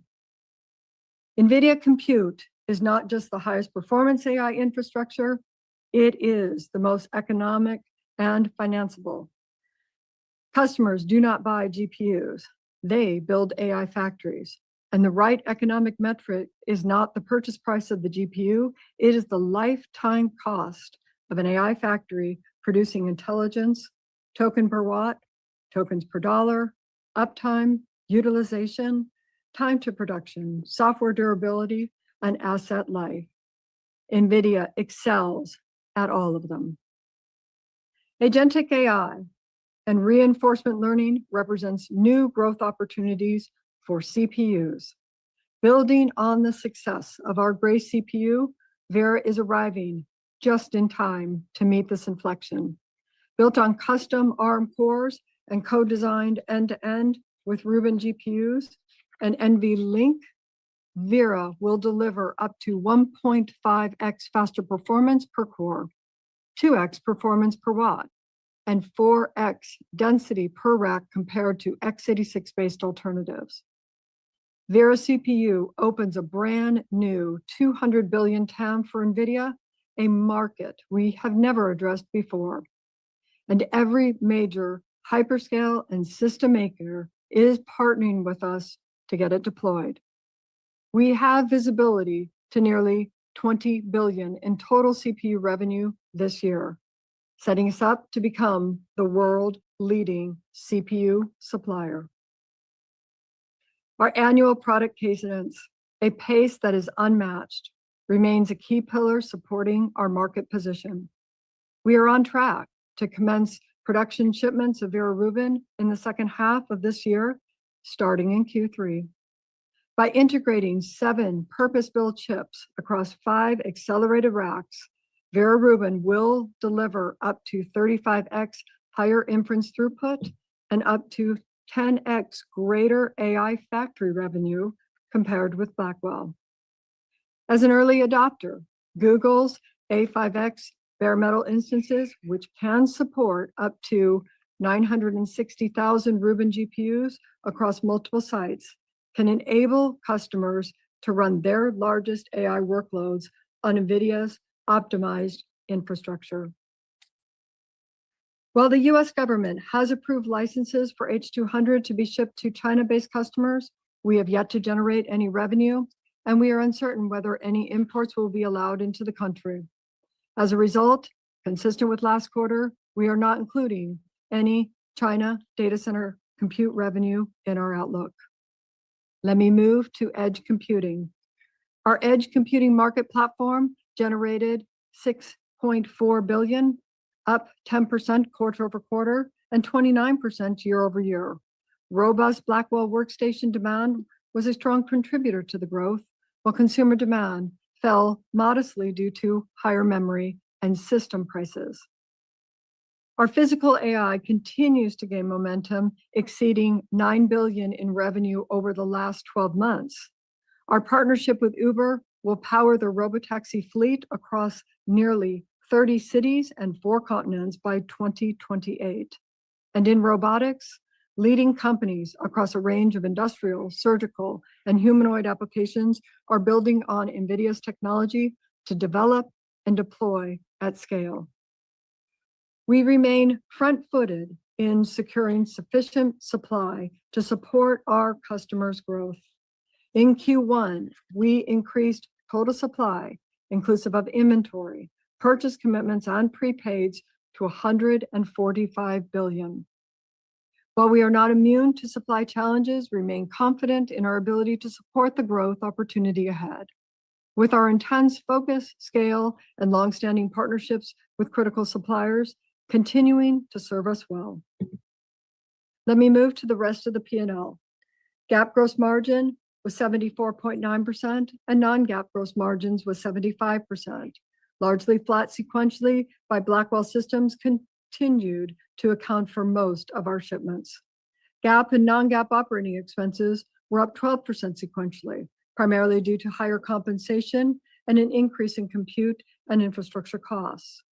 Our non-GAAP effective tax rate of 16% came just below our prior outlook due to favorable geographic mix. And on our balance sheet, days sales outstanding was 45 days due to favorable timing of collections. We expect to return to the mid-50s in Q2. We generated record free cash flow, $49 billion, up from $35 billion in Q4. I'd now like to update you on our capital allocation plan. First, to reiterate, our intention is to prioritize R&D and strategic investment. Both will enable us to cultivate our ecosystem, drive market growth, and strengthen our market position. As a key enabler of AI, we will make investments necessary to deliver the industry's lowest cost per token and the highest token throughput, which will help our customers and partners scale and expand the AI frontier. Return program is another key component of our capital allocation strategy. Given confidence in our long-term free cash flow outlook and our commitment to sharing our success with shareholders, we are increasing our quarterly dividend from 1 cent to 20 cents per share. We plan to review our dividend on a regular basis as we continue to scale our business. We are also announcing an $80 billion share repurchase authorization, which is in addition to the $39 billion remaining on our current plan. As we indicated at GTC, we plan to return roughly 50% of free cash flow to shareholders this year. Let me turn to the outlook for the second quarter. Total revenue is expected to be $91 billion, plus or minus 2%. We expect sequential growth to be driven primarily by data center. We are continuing to work vigorously on our supply chain ecosystem to address the incredible demand we see ahead of us, giving us full confidence in the $1 trillion in Blackwell and Rubin revenue we foresee from 2025 through calendar 2027. GAAP and non-GAAP gross margins are expected to be 74.9% and 75% respectively, plus or minus 50 basis points. For the full year, we are still expecting to be in the mid-70s. GAAP and non-GAAP operating expenses are expected to be approximately $8.5 billion and $8.3 billion, respectively. For the full year, we now expect OpEx growth to grow somewhere in the upper 40s on a year-over-year basis, driven by higher R&D and acceleration in the usage of AI tools to enhance productivity. For the full year 2027, we expect GAAP and non-GAAP tax rates to be between 16% and 18%, excluding any discrete items from material changes to our tax environment. This is lower than our prior expectation of 17 to 19 due to changes in geographic mix. That puts me at the end of this part, and I'm going to now turn this over to the Q&A with Toshio. Thanks, Colette. We will now transition to Q&A. Operator, please poll for questions. Thank you. At this time, I would like to remind everyone, in order to ask a question, press star, then the number 1 on your telephone keypad. We'll pause for just a moment to compile the Q&A roster. As a reminder, please limit yourself to 1 question. Thank you. All right, Q&A, here we go. Your first question comes from Joseph Moore with Morgan Stanley. Your line is open. Great. Thank you for letting me ask a question. I guess I'd like to ask, what drove the change in segmentation? What's the philosophy behind giving us the numbers that way? And then can you talk about any competitive differences between the 2 segments and this kind of surprising CPU number that you talked about? How do you see that across the 2 segments as well? Thank you. Yeah, thanks, Joe. First of all, Colette meant to say we're increasing our quarterly dividends from 1 cent to 25 cents. I think that extra 5 cents would mean a lot to the large shareholders. So anyhow, let's see, Joe, on the segmentation and the description of the business, we wanted you to understand our business better. AI is very diverse, and computing is diverse. They're diverse in several ways. The first thing, of course, is AI includes languages, and depending on the different industries, it could be 3D graphics for manufacturing and industrial robotics.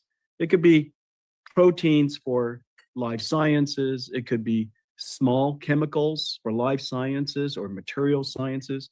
It could be physics for the physical sciences, whether it's in the energy sector or, of course, the science labs, higher education, so on and so forth. So AI is diverse. The second thing is the applications are diverse. It could be in enterprise. It could be in the energy sector, manufacturing sector, and such. Where it runs is diverse. It could be in the hyperscale cloud. It could be AI natives. These a whole network of AI natives that are cropping up around the world. Enterprises on-prem, industrial in the factories, in the plants, all the way to supercomputing centers and the edge. Edge including, of course, what most people see, self-driving cars, robotics, but a large growing network of computers inside manufacturing plants, whether it's a chip plant or packaging or computer plants, all kinds of different types of manufacturing plants. And then, of course, in the future, every single base station, every single radio network would become an AI-powered radio network. And so where it runs. And then lastly, how it's governed. It could be operated by a public cloud, but it could also have industrial regulatory reasons that prevents it from being run in a regulatory cloud. It could be because of confidential computing. It could be because of national security reasons. Different data centers have to be built differently. NVIDIA is quite unique in the sense that we are the only company that builds all of the technology components. We build it in an extreme co-design way, in a complete end-to-end way, and a full stack way. But then we, of course, open the platform so that it could be integrated into all the different environments. But some environments just require, an enterprise, for example, require a company who has all of the technologies working together so that they don't have to build it. They would like to buy it and operate it. And so there's many different segments of the data center market where NVIDIA's total solution, fully integrated solution with full stack, but still open, that way of producing or delivering products is really, really important. And so if you look at our different segments, the way we broke it out into 3 large segments, you take all of the words that I just said, and you try to find the simplest factoring of it. It would be the hyperscale clouds. That would be one large segment. And within that segment, there's 3 different ways that we operate. First way is that we help the hyperscale clouds accelerate their data processing and machine learning workloads. We accelerate and support their AI processing inside. We also, of course, bring a lot of business, NVIDIA ecosystem business, to their public clouds. And so that's one segment. The second segment is AI natives, enterprise on-prems, industrial on-prems, and sovereign AI. That segment is growing incredibly fast because everybody needs AI, and we're going to see AI being adopted by every industry, every country, every company. And so everybody wants to build it in a different way. And the fact that we provide the entire solution, it makes it much easier, makes it possible at all for people to be able to build these things. And then, of course, the robotic edge. Yesterday's computing was largely about personal computing. In the future, it's going to be about personal AI. And that personal AI, one example of it is the self-driving car. It's a robotic system that's essentially your personal AI. And of course, there'll be all kinds of different types of robotic systems, including even the base station radio network, as I mentioned, is going to be essentially a robotic system. So that's the reason why we broke it all apart this way. It's the simplest way of understanding our business. Each one of them have different stacks in a lot of ways.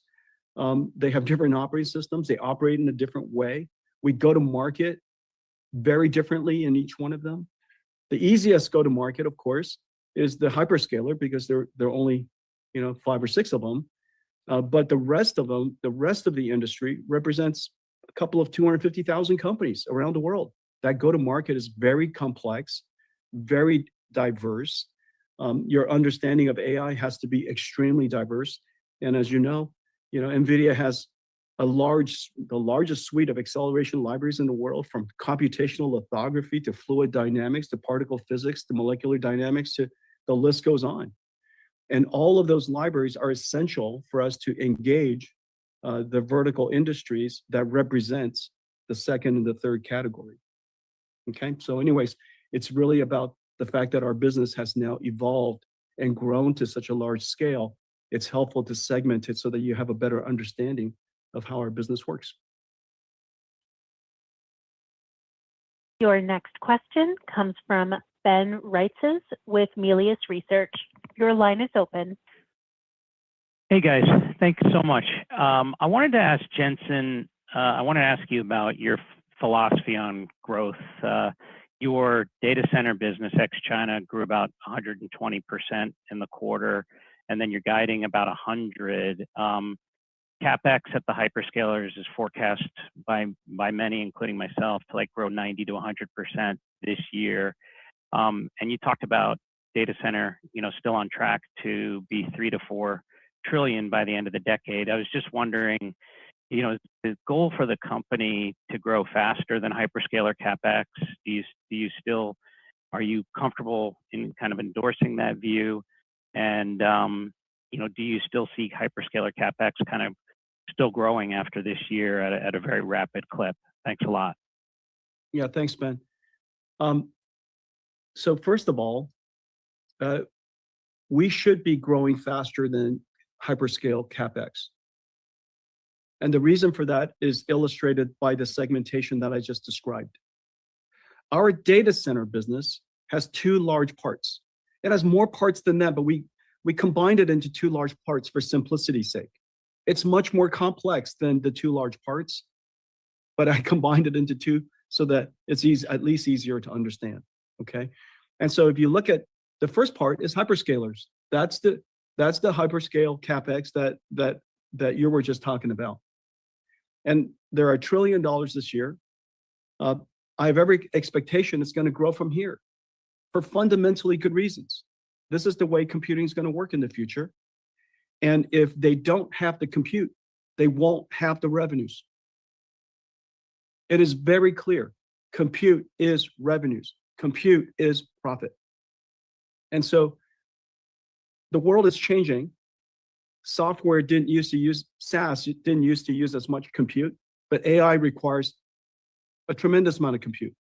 But you could do, of course, incredibly more, which is the reason why we heard about the AI frontier AI companies, both Anthropic and OpenAI, growing at an incredible pace.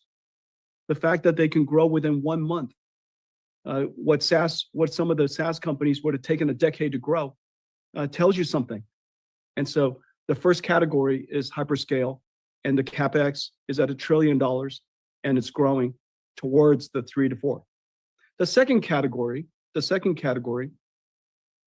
is all of the AI native clouds. They're regional. They're all over the place. There are startups all over the world supporting those companies. They're enterprise, 250,000 enterprise companies around the world. Many of them will have to build or want to build AI factories for themselves to operate. Many industrial companies, there's no choice but to put the computer where the context is, where the action is. You can't put that in the cloud. It has to respond reliably, quickly, every single time. Can't imagine, a chip plant, a chip fab being connected to a cloud service provider. Doesn't make any sense. And so the second category, and then sovereign AI clouds. And so there's a whole category of data centers that semi-custom chips just don't apply, because these data centers want to buy systems, they want to operate systems, they don't want to design, they don't want to build it themselves. And so the second category is extremely diverse. Instead of 5 or 6, 7 companies representing the revenues associated with our first category, the second category is hundreds, thousands of companies, and in the future it'll be hundreds of thousands of companies with a large number of companies with smaller installations. And that category is going to continue to grow at incredible pace. This second category, when I talk about physical AI and I talk about how the rest of the $100 trillion industry that has not been impacted by IT in the last 30 years, it's about to be impacted by AI. That is the segment that I'm talking about. The second cluster is growing incredibly fast. Our share of that, of course, is very, very large. We're fairly unique in our ability to be able to serve this industry. Our platform is built like it's vertically integrated so that everything works. But then we disassemble it so that people can build and buy it in the configuration they want and assemble it the way they like.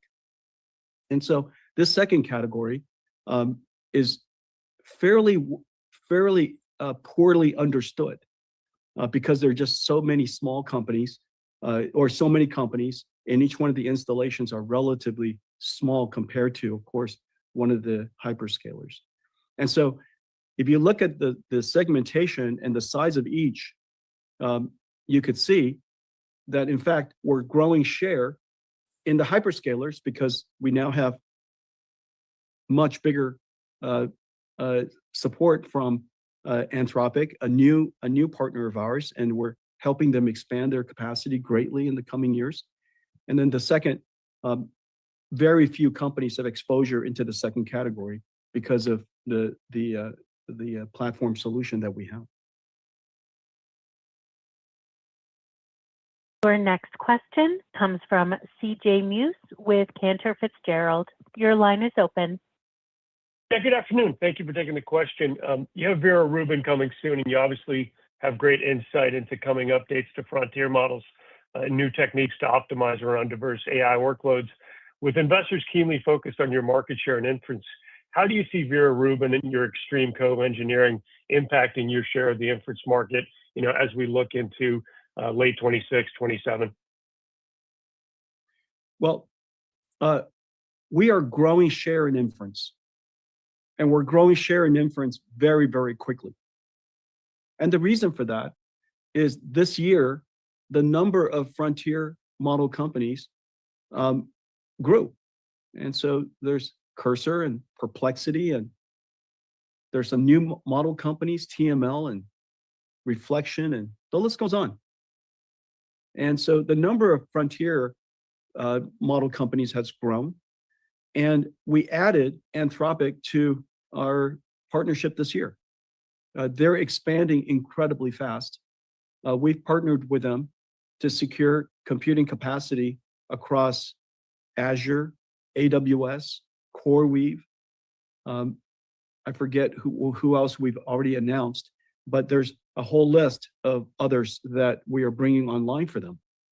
And so the amount of capacity that we're going to bring online for Anthropic this year and next year is going to be quite significant, very significant. And so we're growing, and our coverage of Anthropic has been largely zero until just recently. And so we're gaining share tremendously fast in inference. Vera Rubin is going to be even more successful than Grace Blackwell at this point. Every single, I can't think of one, every single frontier model company will jump on Vera Rubin from the get-go. And that wasn't true before on Blackwell. And so Vera Rubin is off to a tremendous start, and it'll surely be more successful than even Grace Blackwell. So I think the end of your answer, CJ, is that we're gaining share in inference. Let me go back again to the question that Ben was asking. Remember, so far, everything that I've just explained in the inference question is really focused on hyperscale. Remember, there's a whole second category of AI data centers that we serve almost uniquely. This segment is very fragmented, requires a really well integrated platform solution, and a very large go-to-market. And that segment, all of the inference, 100% of that, the vast majority of that, is NVIDIA. And then, of course, physical AI. NVIDIA is practically the only company serving physical AI today. And we've been working on physical AI for a long time. And so that is also growing. So our share of inference is growing very quickly. Your next question comes from Timothy Arcuri with UBS. Your line is open. Thanks a lot. Jensen, I wanted to ask about the traction you're getting with some of these custom merchant things you're doing, stuff like CPX and LPX. And I just wanted to ask and see sort of, you've talked before about fast instance being, I think, 20% of the market. So I would imagine you're getting pretty good traction with LPX. So can you just talk about that and maybe, also how that fits into your broader platform strategy? Thanks. The LPX is designed for low latency and high token rate, but its throughput is low. Its model size capacity is low, and its context processing, its ability to absorb a lot of context, for example, for software coding, for agentic workloads, its ability to absorb a great deal of context is lower. And so the challenge is simply, and I've explained before that the use case for LPX is not broad. It's intended for somebody who has a fairly large portfolio of different types of token services. And for the high token rate, maybe these services are quite premium. And the number of customers is not significant, but the token rate is very high. And so that remains exactly consistent with what I've said before, and I still expect that. And so I expect that LPX and other SRAM-based decode focused token, high token rate generated focused accelerators will be a niche product for some time to come. As you know, Grace Blackwell and Vera Rubin, we support the entire life cycle of AI, from the data processing, preparing for training, data processing, to pre-training, to post-training, reinforcement learning, all the way to inference. Grace Blackwell is the best platform in the world to do all of that. And if in certain circumstances, so long as the customer, the provider already has a high token rate service that they can offer, then we can tack on an LPX, and they could deliver that service even better. And so that's how I see the market. And I think whether it's 20% or 10% just depends on where we are in the development of AI. I think today it's a lot less than 20%. Someday these premium tokens could be 20%. And I'm, we're ready to work with service providers to enable this capability. I'm excited about it. Your next question comes from Vivek Arya with Bank of America Securities. Your line is open. Thanks for taking my question. Jensen, there's a lot of excitement around CPU for agentic applications and just a lot of noise around the number of CPUs actually exceeding the number of GPUs. And I was just hoping that you could kind of, give your perspective that, first of all, is this an incremental workload? Is this kind of cannibalizing what the GPU would have done otherwise? And then secondly, the 20 billion number that you gave, is that for standalone Vera CPUs, or is that kind of already included in that Vera as part of Vera Rubin? So just if you could educate us on the role of CPU versus GPU. Is it cannibalistic? Is it incremental? And then the 20 billion number, how to kind of put that in context with what you sell, right? Which is usually the CPU as part of the GPU. Thank you. The 20 billion is for a standalone CPU, and remember, we have Vera is used in 3 ways as a standalone CPU, 4 ways. Let me just start with the one that you already know. The first way is Vera Rubin, and we'll sell millions of Rubins, and every 2 of them is connected to a Vera. And of course, we price those too, and they're properly priced. And so that's number 1 use case. The second use case is Vera standalone CPU. The third is Vera with CX9 and the software stack for storage. And then Vera with CX9 with a software stack for security and compute isolation and confidential computing. Okay, so each one of those use cases is built on Vera, and my sense is that we'll be supply constrained throughout the entire life of Vera Rubin. There are 4 different use cases of it, and but anyhow, the answer to your question is of the 20 billion is a standalone. With respect to CPU use, an agent is essentially what people call a harness. The agent has a harness that does and the harness could be OpenClaw, it could be Hermes. Claude Code is essentially a harness around Claude, around the Opus model. OpenAI's Codex is a harness around the GPT 5.5 model. And so these are harnesses, and these harnesses provide for things like I/O, orchestration, memory management, tool use connected to tools, for example, browsers and things like that, C compilers, Python compilers. And so the harness runs on CPU, and the tool use runs on CPUs.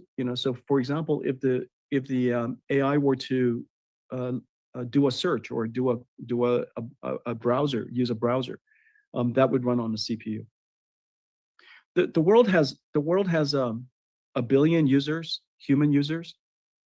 My sense is that the world is going to have billions of agents. Not today. I mean, we're going to grow into it, but it will have billions of agents, and those billions of agents will all use tools, and those tools are going to be like PCs, just like us humans using PCs today. In the future, you'll have an agent using PC, and so if you kind of think along the lines of in the future, you pick your favorite number of agents at the moment. At the moment, call it a few 100,000, but in the future, call it eventually a few billion. I could imagine them all using effectively having PCs that they can all use. And so but the large language, every one of those agents are going to spin off sub-agents, and every time they spin these off, you're going to need to do inference. That's where the thinking happens. All of the thinking happens on GPUs. All of the orchestration essentially runs on CPUs. and the sub-agents, when they're spun off, when they're thinking, they use GPUs.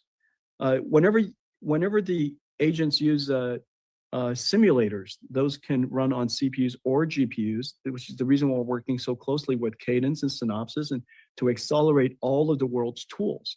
We're accelerating all of the world's tools and data processing engines and database engines because agents use these tools and have, they have lower patience tolerance than humans, and they want things to happen quickly. And so we're accelerating all of the world's tools so that it runs on CUDA. And you could see us doing that, when I work with Cadence and Synopsys and Siemens and companies and Adobe, and that's because we're trying to get all of the world's tools to run on GPUs because they already have GPUs and it's a lot faster. So we're going to need a lot more CPUs, and Vera was designed to be an agentic CPU. The CPUs of the past were designed to have many cores so that it could be easily rentable. People rented cores.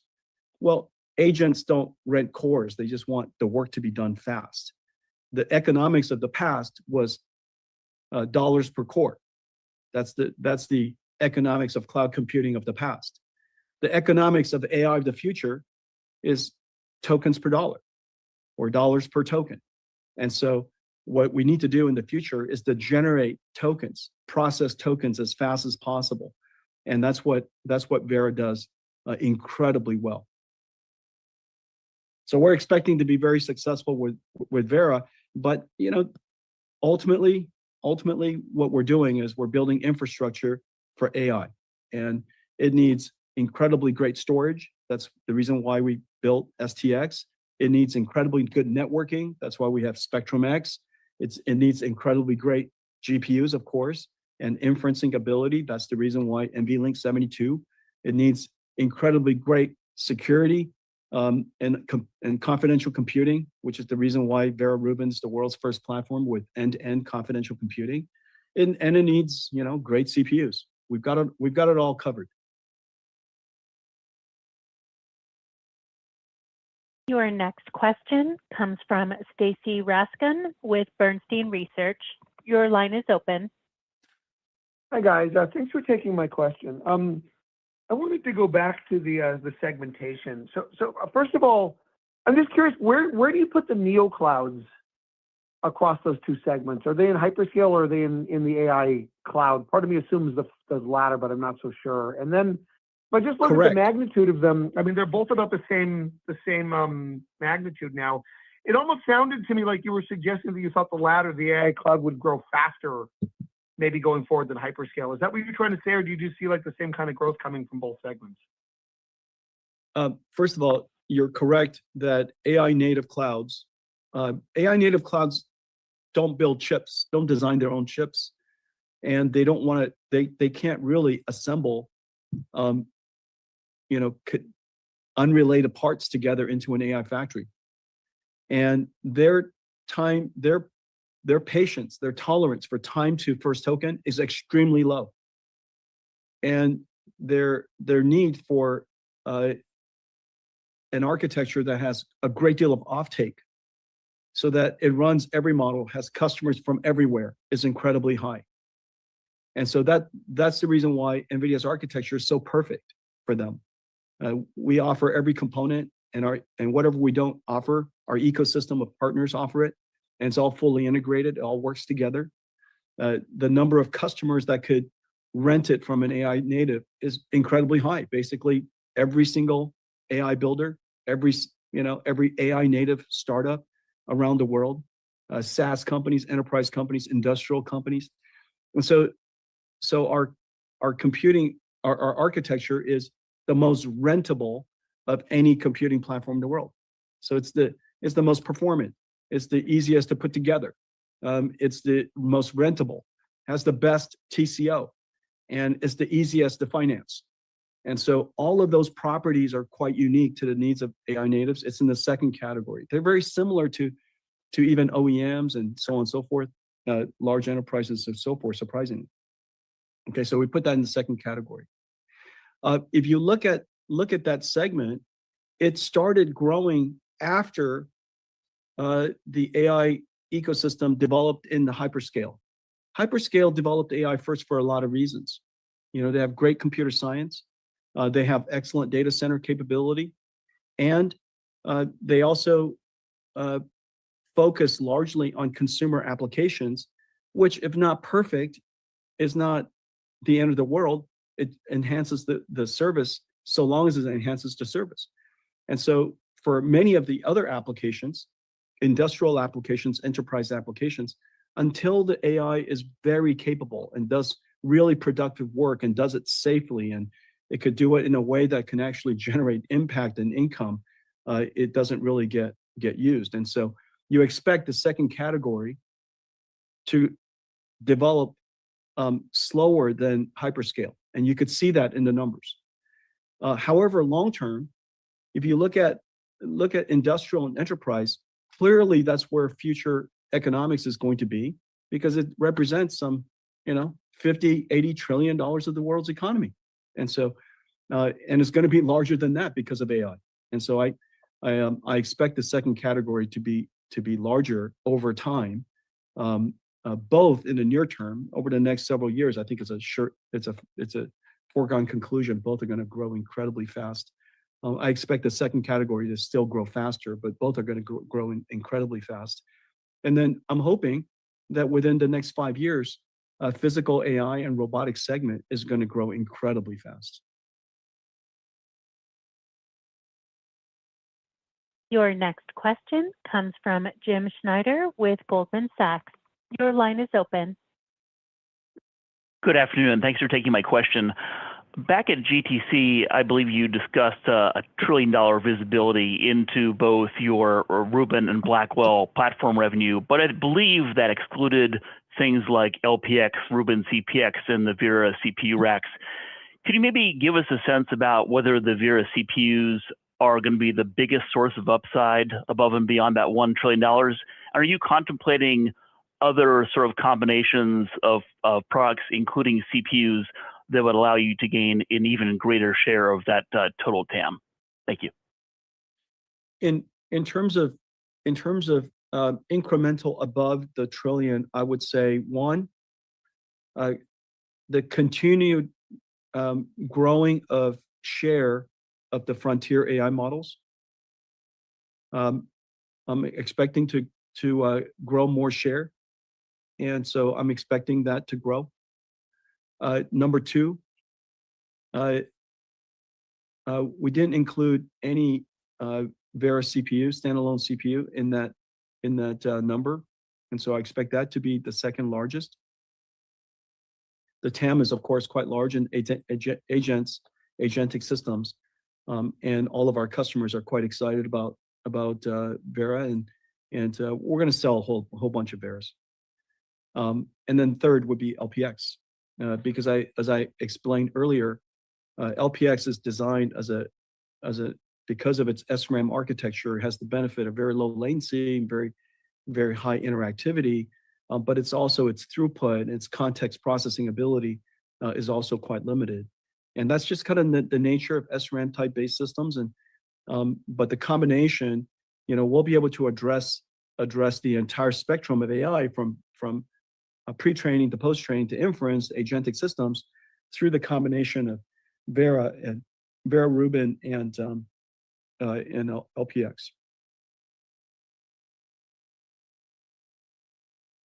Your next question comes from Joshua Buchalter with TD Cowen. Your line is open. Hey guys, thanks for taking my question and congrats on the great results.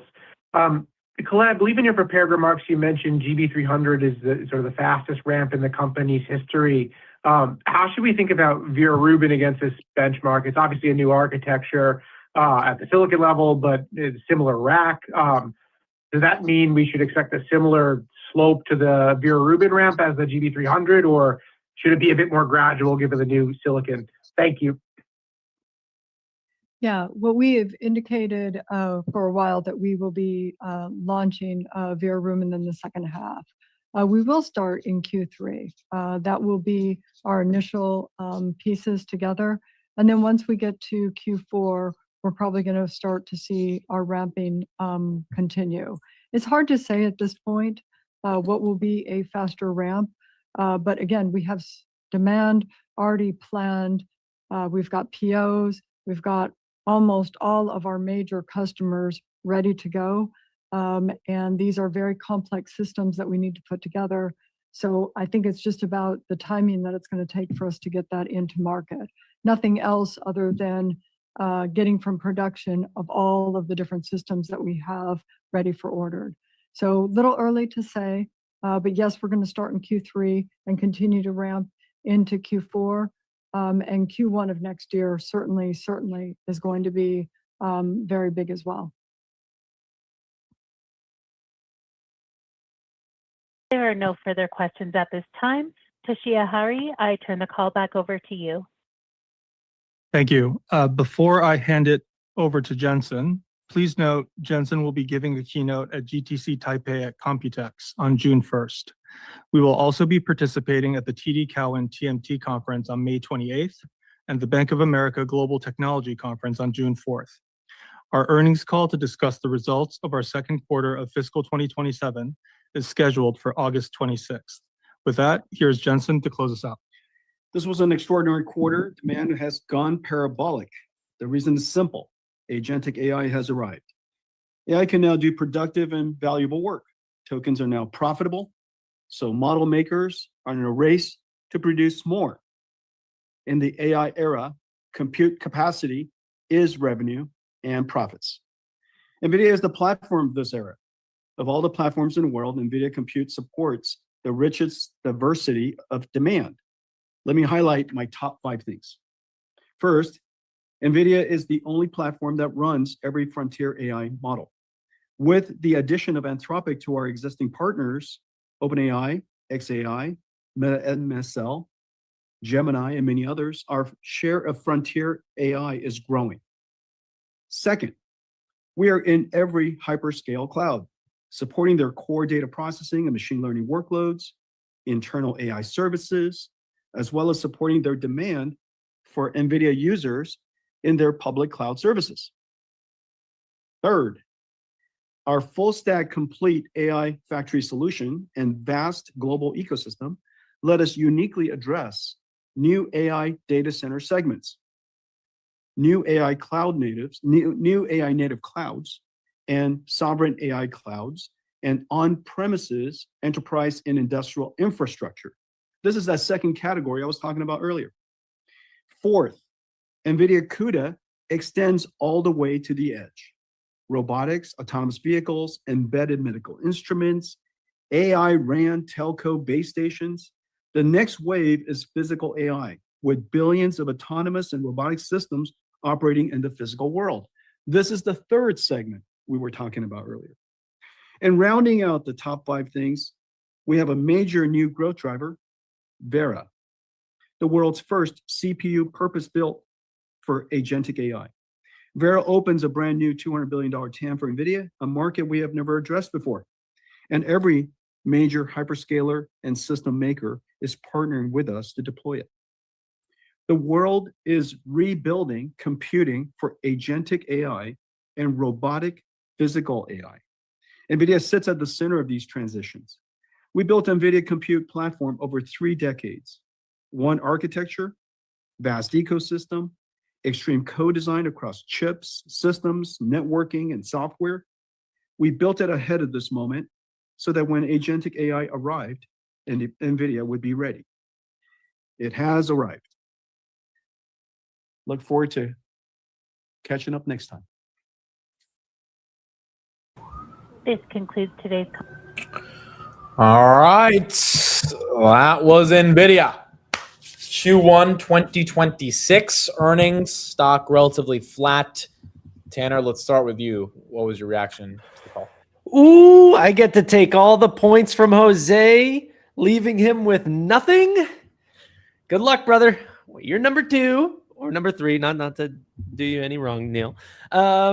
Okay, so CPUs is the story of the day. That's what everyone wants to hear, right?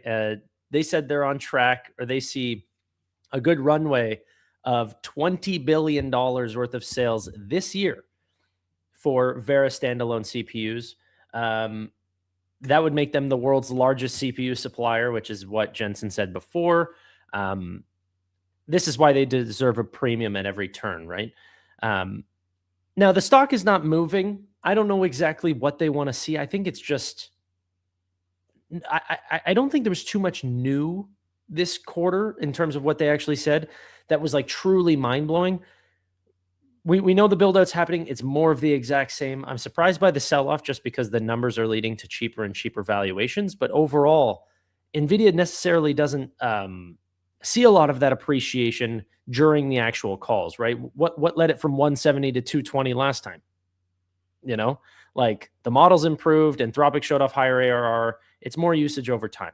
And so I do think that NVIDIA stock will continue to appreciate. It's just on what specific day does that need to line up? I mean, that's why I'm not writing short dated options or something like this for NVIDIA.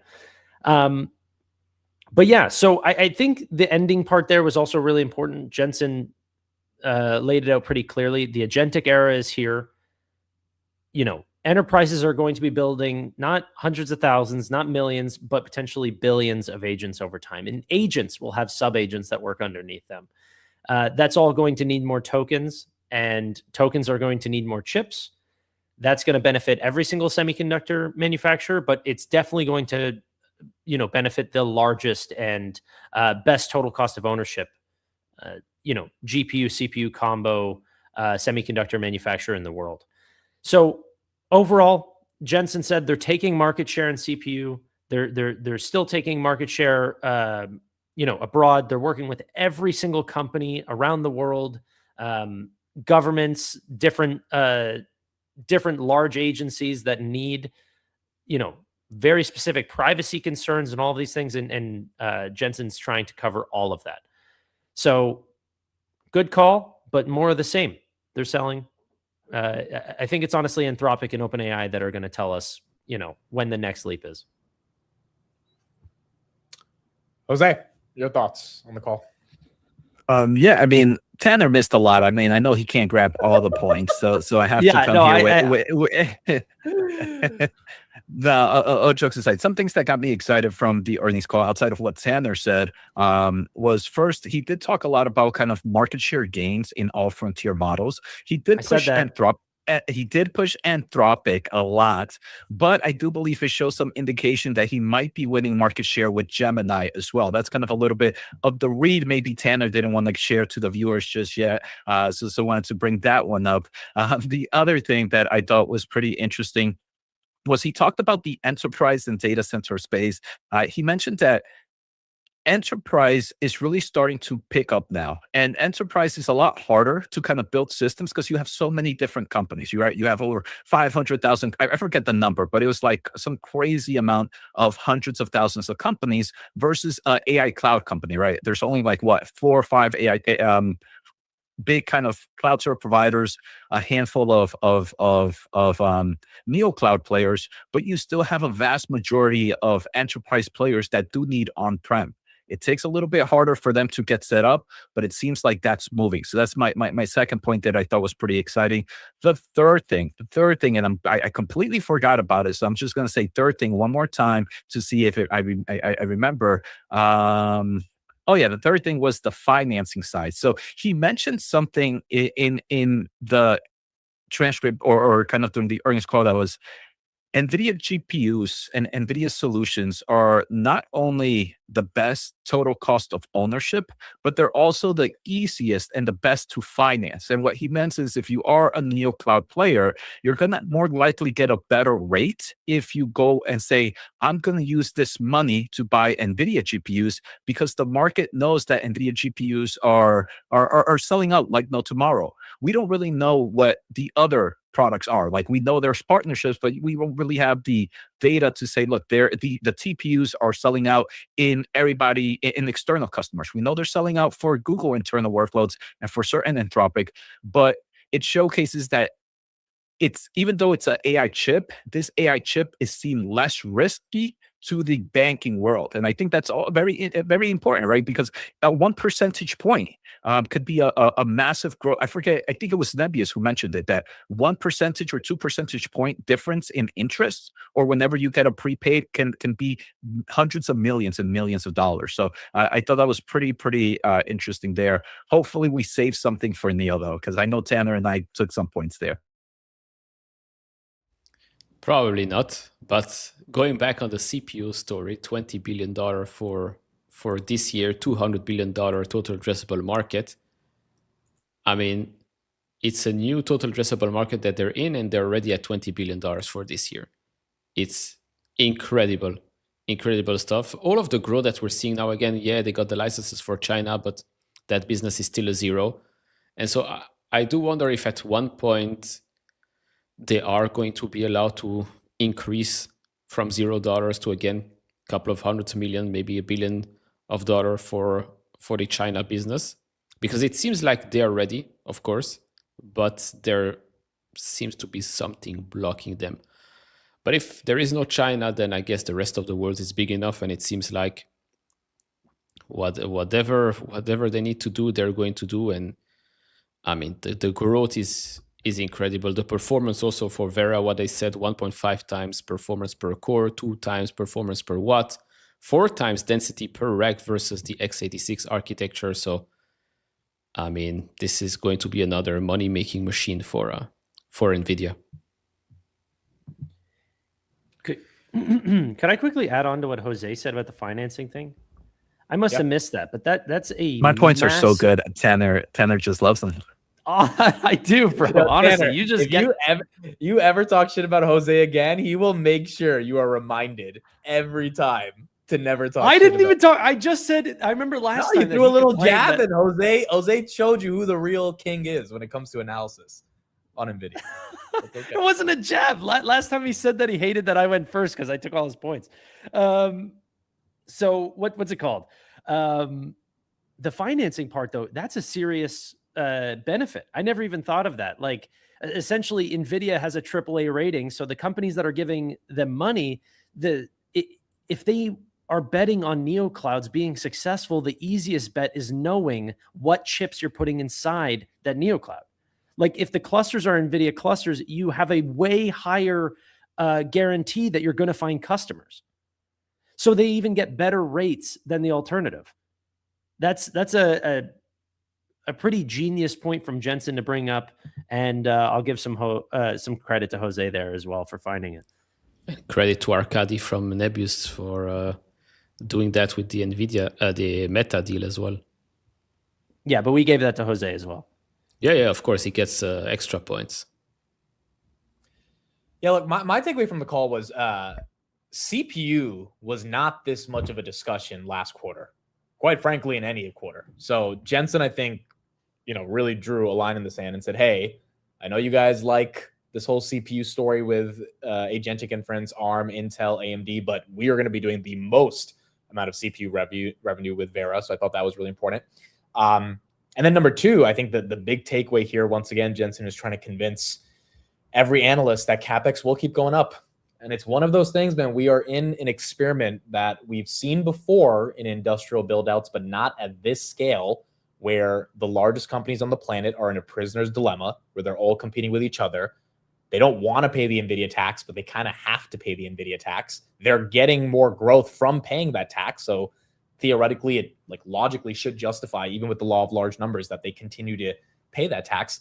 And Jensen is in the best toll booth you could imagine, because he's collecting it from every single hyperscaler. Now, I think one thing he tried to say towards a couple of the analysts towards the end is that it's not only going to be hyperscaler CapEx. He's been saying this really since the end of 2025, that there's going to be sovereign nations and all these other smaller entities that inevitably end up contributing to the spend, which will diversify the revenue streams. And I think that's part of the new reporting framework that they have. But at its core, it's like if Google next year doesn't spend, they're doing what, 190 billion. If they don't spend 220, 230 billion next year, that's going to be an issue. And every indication is that they will keep spending. But I think Jensen just wanted to make sure that they will keep spending, and that the spend going to CPUs and GPUs will overwhelmingly come to NVIDIA, which is why, there's still a reason to buy the stock. I think what he's really trying to just highlight is like you look at CapEx spend being at 60, 70, 80% growth rates year over year. And what we're seeing from NVIDIA is putting up 80, 90, 100% growth rates on their end. And people are potentially wondering, okay, well, where are you finding this additional growth? And it's from the neoclouds, because obviously CoreWeave and Nebius and all these other names, Nscale, are growing faster than the traditional hyperscaler names on a percent base, not the actual nominal rate. Jose, is there anything in the call that you didn't like? Anything to critique, or everything kind of went according Yeah, to there's actually one thing I wasn't a fan of. There was a question where someone asked about the CPU space, and if like this overall CPU shortage and an increasing demand in CPU was going to create some form of slowdown in the GPU market. And Jensen didn't answer it directly. The main thing he just said was the CPU space was an additive to the market, but he didn't say I would say he didn't give a clear answer. Maybe I didn't hear it. So if you guys did, about the GPU demand, because in my thought process, one of the things is data centers have limited amount of power. Right, they have limited amount of power. So if you're adding more CPUs to the mix, does that mean we're losing some GPU potential because of that limitation to power? And I don't think I think that's what the analyst was trying to grab. But Jensen kind of it felt more political answer opposed to just the direct answer that I would have loved to hear.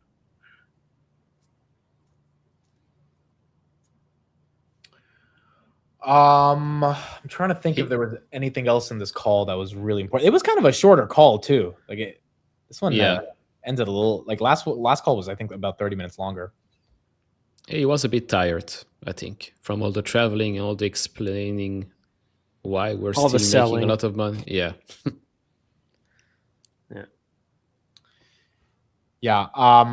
If anyone is in the chat has any questions, we'll stay on another 5 minutes and take any questions here. But yeah, overall, I mean, it was a great quarter. Stock's obviously not reflecting it. It's the same thing that we've seen basically for the past year. The stock, I'm just happy we're not stuck in the 180s, because we were there for about 8 months before we finally broke out. And maybe we're going to be stuck in the 220s for a while. But I think there are bigger things than just NVIDIA earnings that are affecting the broader AI trade right now and the broader market. So either tomorrow this thing dumps like it did last time, or we consolidate. Getting a pump back up to the 230s doesn't sound crazy to me, but I feel like the whole market would have to pump with that. S&P kind of taking a hit after hours as well, meaning it's, you know, not just NVIDIA right here. By the way, Rocket Lab's down for everyone who's asking, because they filed a $3 billion ATM. So a little bit of dilution for Rocket Lab. I mean, that's much less than SpaceX's $75 billion dilution that they filed. So what's it called? I wanted to drop this for a sec. I just want to preface this before looking at the numbers here. This was something that Jensen also said during the call. Is he said, you know, we've done deals with, I forget the names that he actually said, but then he prefaced by saying that he's not sure which announcements have actually been said and which ones he's not allowed to say just yet. So if you could put that up. These are some of the equity deals that they have been putting money into, at least at the time. You know, Intel was 129.44. That $5 billion investment was at that point worth almost $28 billion. Every single one of these investments in recent history are all in the green. Every single one. As time goes on and they announce new partnerships, not only do you find, people can call it circular financing or whatever you want to call it, but it's leading to better equity gains, you know, guaranteed customers that come back to buy their product. And that's not just for GPUs, that's for CPUs, that's for networking, that's for all, like the combined, you know, extreme co-design. You're having extreme co-purchasers, bundlers of purchases. Or whenever you're talking about memory or CPO or any of these things, supply constraints also a very big concern. And the fact that NVIDIA is lining themselves up to say, hey, we want to be first. If we come knocking, we want you to actually supply us. That's also what's part of the some of these deals like Lumentum or Coherent and stuff like this. So hopefully we see more of these types of deals, because it seemed like there was a sort of a mixed reaction on the dividend. it seems like there's a mixed reaction no matter what they do with their cash. But obviously, if you're making as much as they are, they're going to have to deploy it in every direction. So you're going to see buybacks. You're going to see overall like total outstanding shares come down. You're going to see their equity investments pop up, and you're going to see a higher dividend.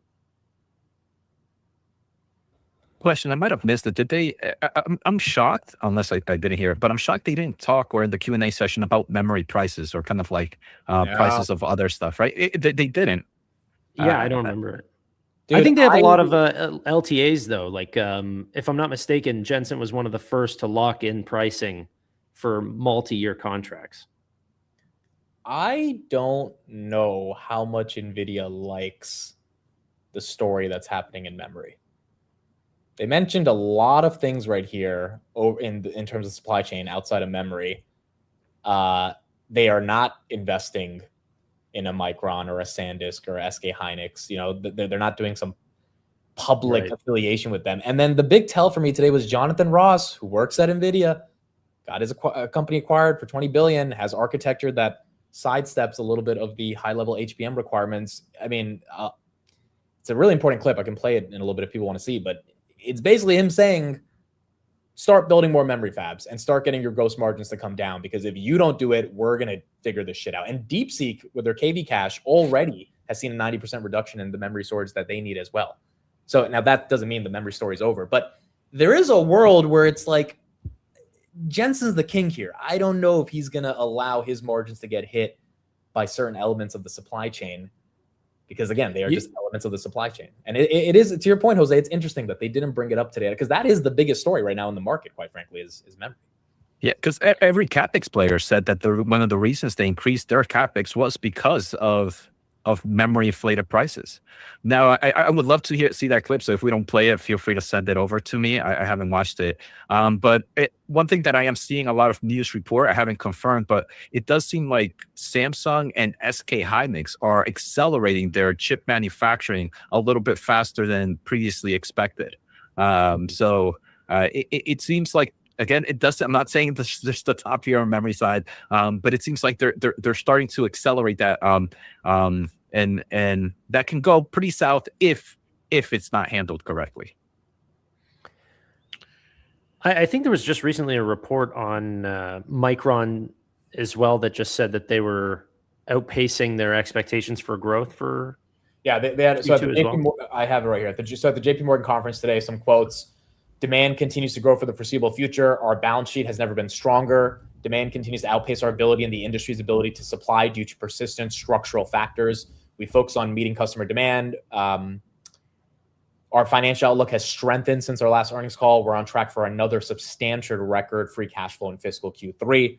So obviously the memory story from Micron's perspective is really strong. This is what Jonathan Ross, the former CEO of Grok, still runs Grok at NVIDIA, had to say today about memory.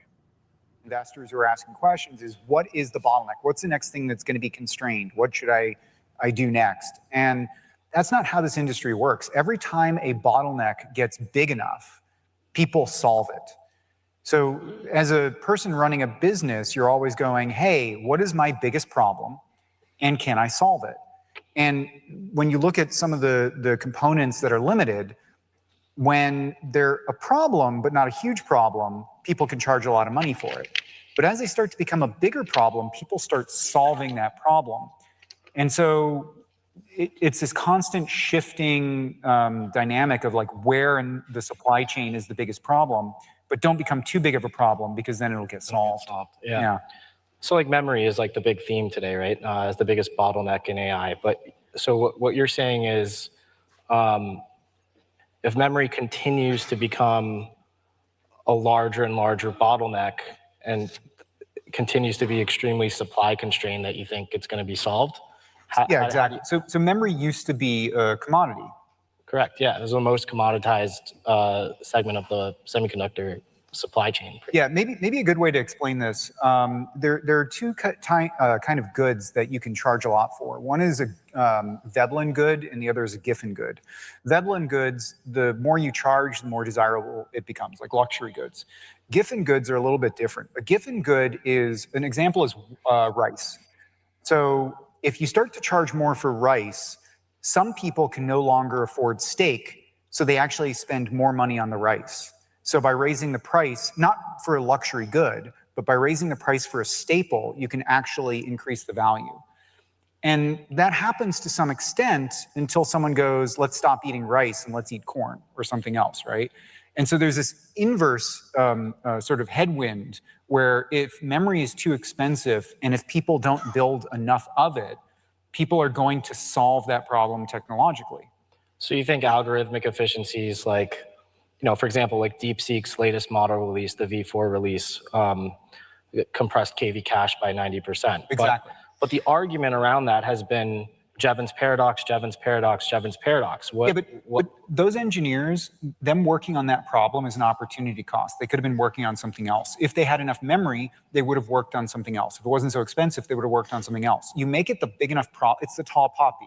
As soon as it gets too tall, it gets chopped down. Got it. Yeah. Necessity is the mother of invention. I don't know.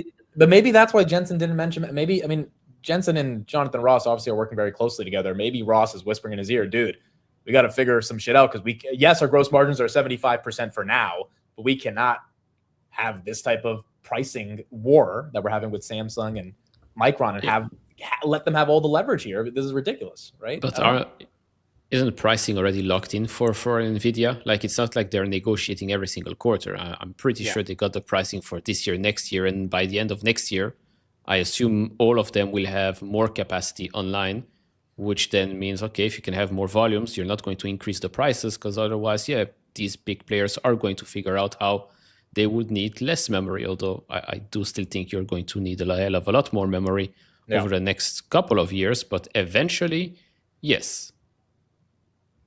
Yeah, it goes down to the question of the forward PE on these memory names, right? Should they be increasing way further than that? And I don't know. It is interesting, though. Jensen didn't mention a lot of different parts of the supply chain, but the parts that he did mention, like the Neo clouds, he didn't mention any names, which kind of sucked. I saw the chat. Everyone wanted Nebius or Iran, and he didn't mention any of them, but he doesn't pick favorites. Oh, he definitely picks favorites. He does not pick favorites. He has put a lot of money into CoreWeave. It's his favorite. And Nebius, the good ones. Yeah. I mean, I don't know. He'll sell to everyone. China, America, it doesn't matter. But it's exactly the same reason why I was so anti the China block, like the chip block from America, is because what do you think? China is going to stop working on AI whenever you don't give them chips? Like, they're going to solve the problem. Oh, they don't have EUV? You don't think they're going to find a new way to make chips? Potentially only have 7 nanometer chips. Okay, we'll build out rather than building up. We'll use our energy advantage and build way more data centers. Like I don't know. I don't think kneecapping some of those industries has worked out as well as some people have initially thought.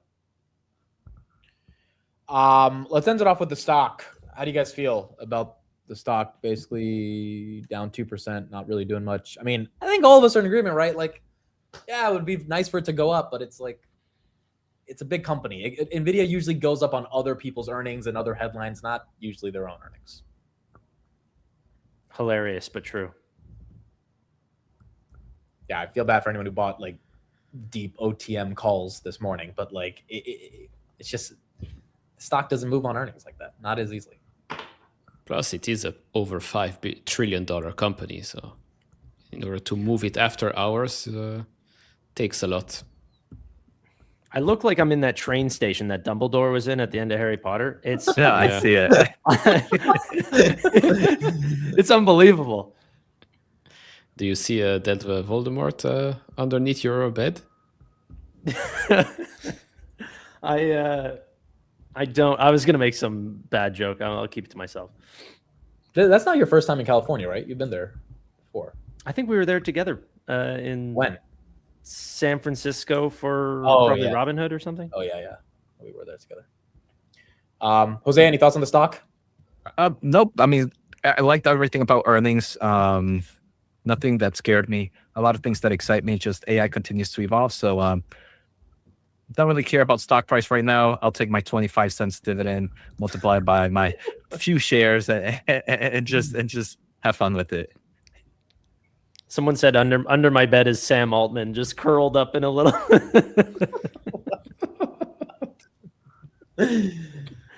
Just losing to Anthropic. That is crazy. He didn't mention OpenAI at all. Maybe I missed it, but it was a lot. I think he mentioned once. Maybe. Oh yeah, when he said OpenAI and Anthropic are growing really fast, right? Or maybe talked a lot about committed. Google. Brought He up did talk Google a Google. bunch. Yeah. All right. Look, it was a great quarter. It's just we all kind of knew it would be. And so it is what it is. They didn't give you a reason to sell. Maybe it's not a reason for the street to buy right now, but there's not a reason to sell. You guys are making it out to be like this was a bad go, like the, all right, well, time to go. Oh, because I think like, dude, it's like because people wanted to see the stock pump like they've seen SanDisk pump, and that's just not happening in I get Nvidia it. right now. I get you it. know? Or AMD, which went up freaking 40% in a week after its earnings. Like the goal as an individual investor, at least for me, is to outperform the S&P 500, or else I would not be investing in individual self-directed stocks. Yeah. So, buying into a company that's growing at 85% and on pace to grow at 90, high 90 percentages is not something that I go, well, you know, only 55% net income margin or whatever it was at. I'm very, very comfortable shareholder knowing that in the past year, we're up 66% versus the alternative, you know? And hopefully we'll continue if we keep up these great rates. Or maybe they end up taking the Apple path where they end up buying back a ton of shares. Like there's so much potential appreciation in this stock, and it doesn't necessarily just need to come from higher and higher market caps. It could be higher and higher ownership of the company. Or, you know, return of share, dollars through dividends. Bro, this is the best comment of the day. 85% is 105% growth if we convert it to Canadian. I know. I'm winning more than you guys. I lose on the currency. I lose on the currency exchange, but once I sell, it's a big payday. Okay. Real quick before I let everyone go, just a few things about SpaceX. A couple things from the S1. Anthropic will start paying SpaceX $1.25 billion a month to use its data centers up until 2029, which is $15 billion a year from Anthropic to SpaceX for compute. For context, SpaceX's revenue was only $18 billion in 2025. So this NeoCloud deal they've done with Anthropic is literally their entire revenue every year for the next 5 years. Elon will serve as CEO, CTO, and chairman of the board. The NASDAQ symbol is SPCX. Elon has 85% control voting control in SpaceX. There is not going to be an independent board based on the structure of their company. So they're not going to need a traditional independent board. They have 10.3 million Starlink subscribers in 164 countries, 550 million monthly active users. SpaceX will be a quote-unquote controlled company, so it doesn't need a majority independent board. Musk can control matters requiring shareholder approval and can elect, remove, or fill Class B director vacancies. They do not expect to give dividends. June will be the IPO. And revenue was $4.69 billion Q1 of this year.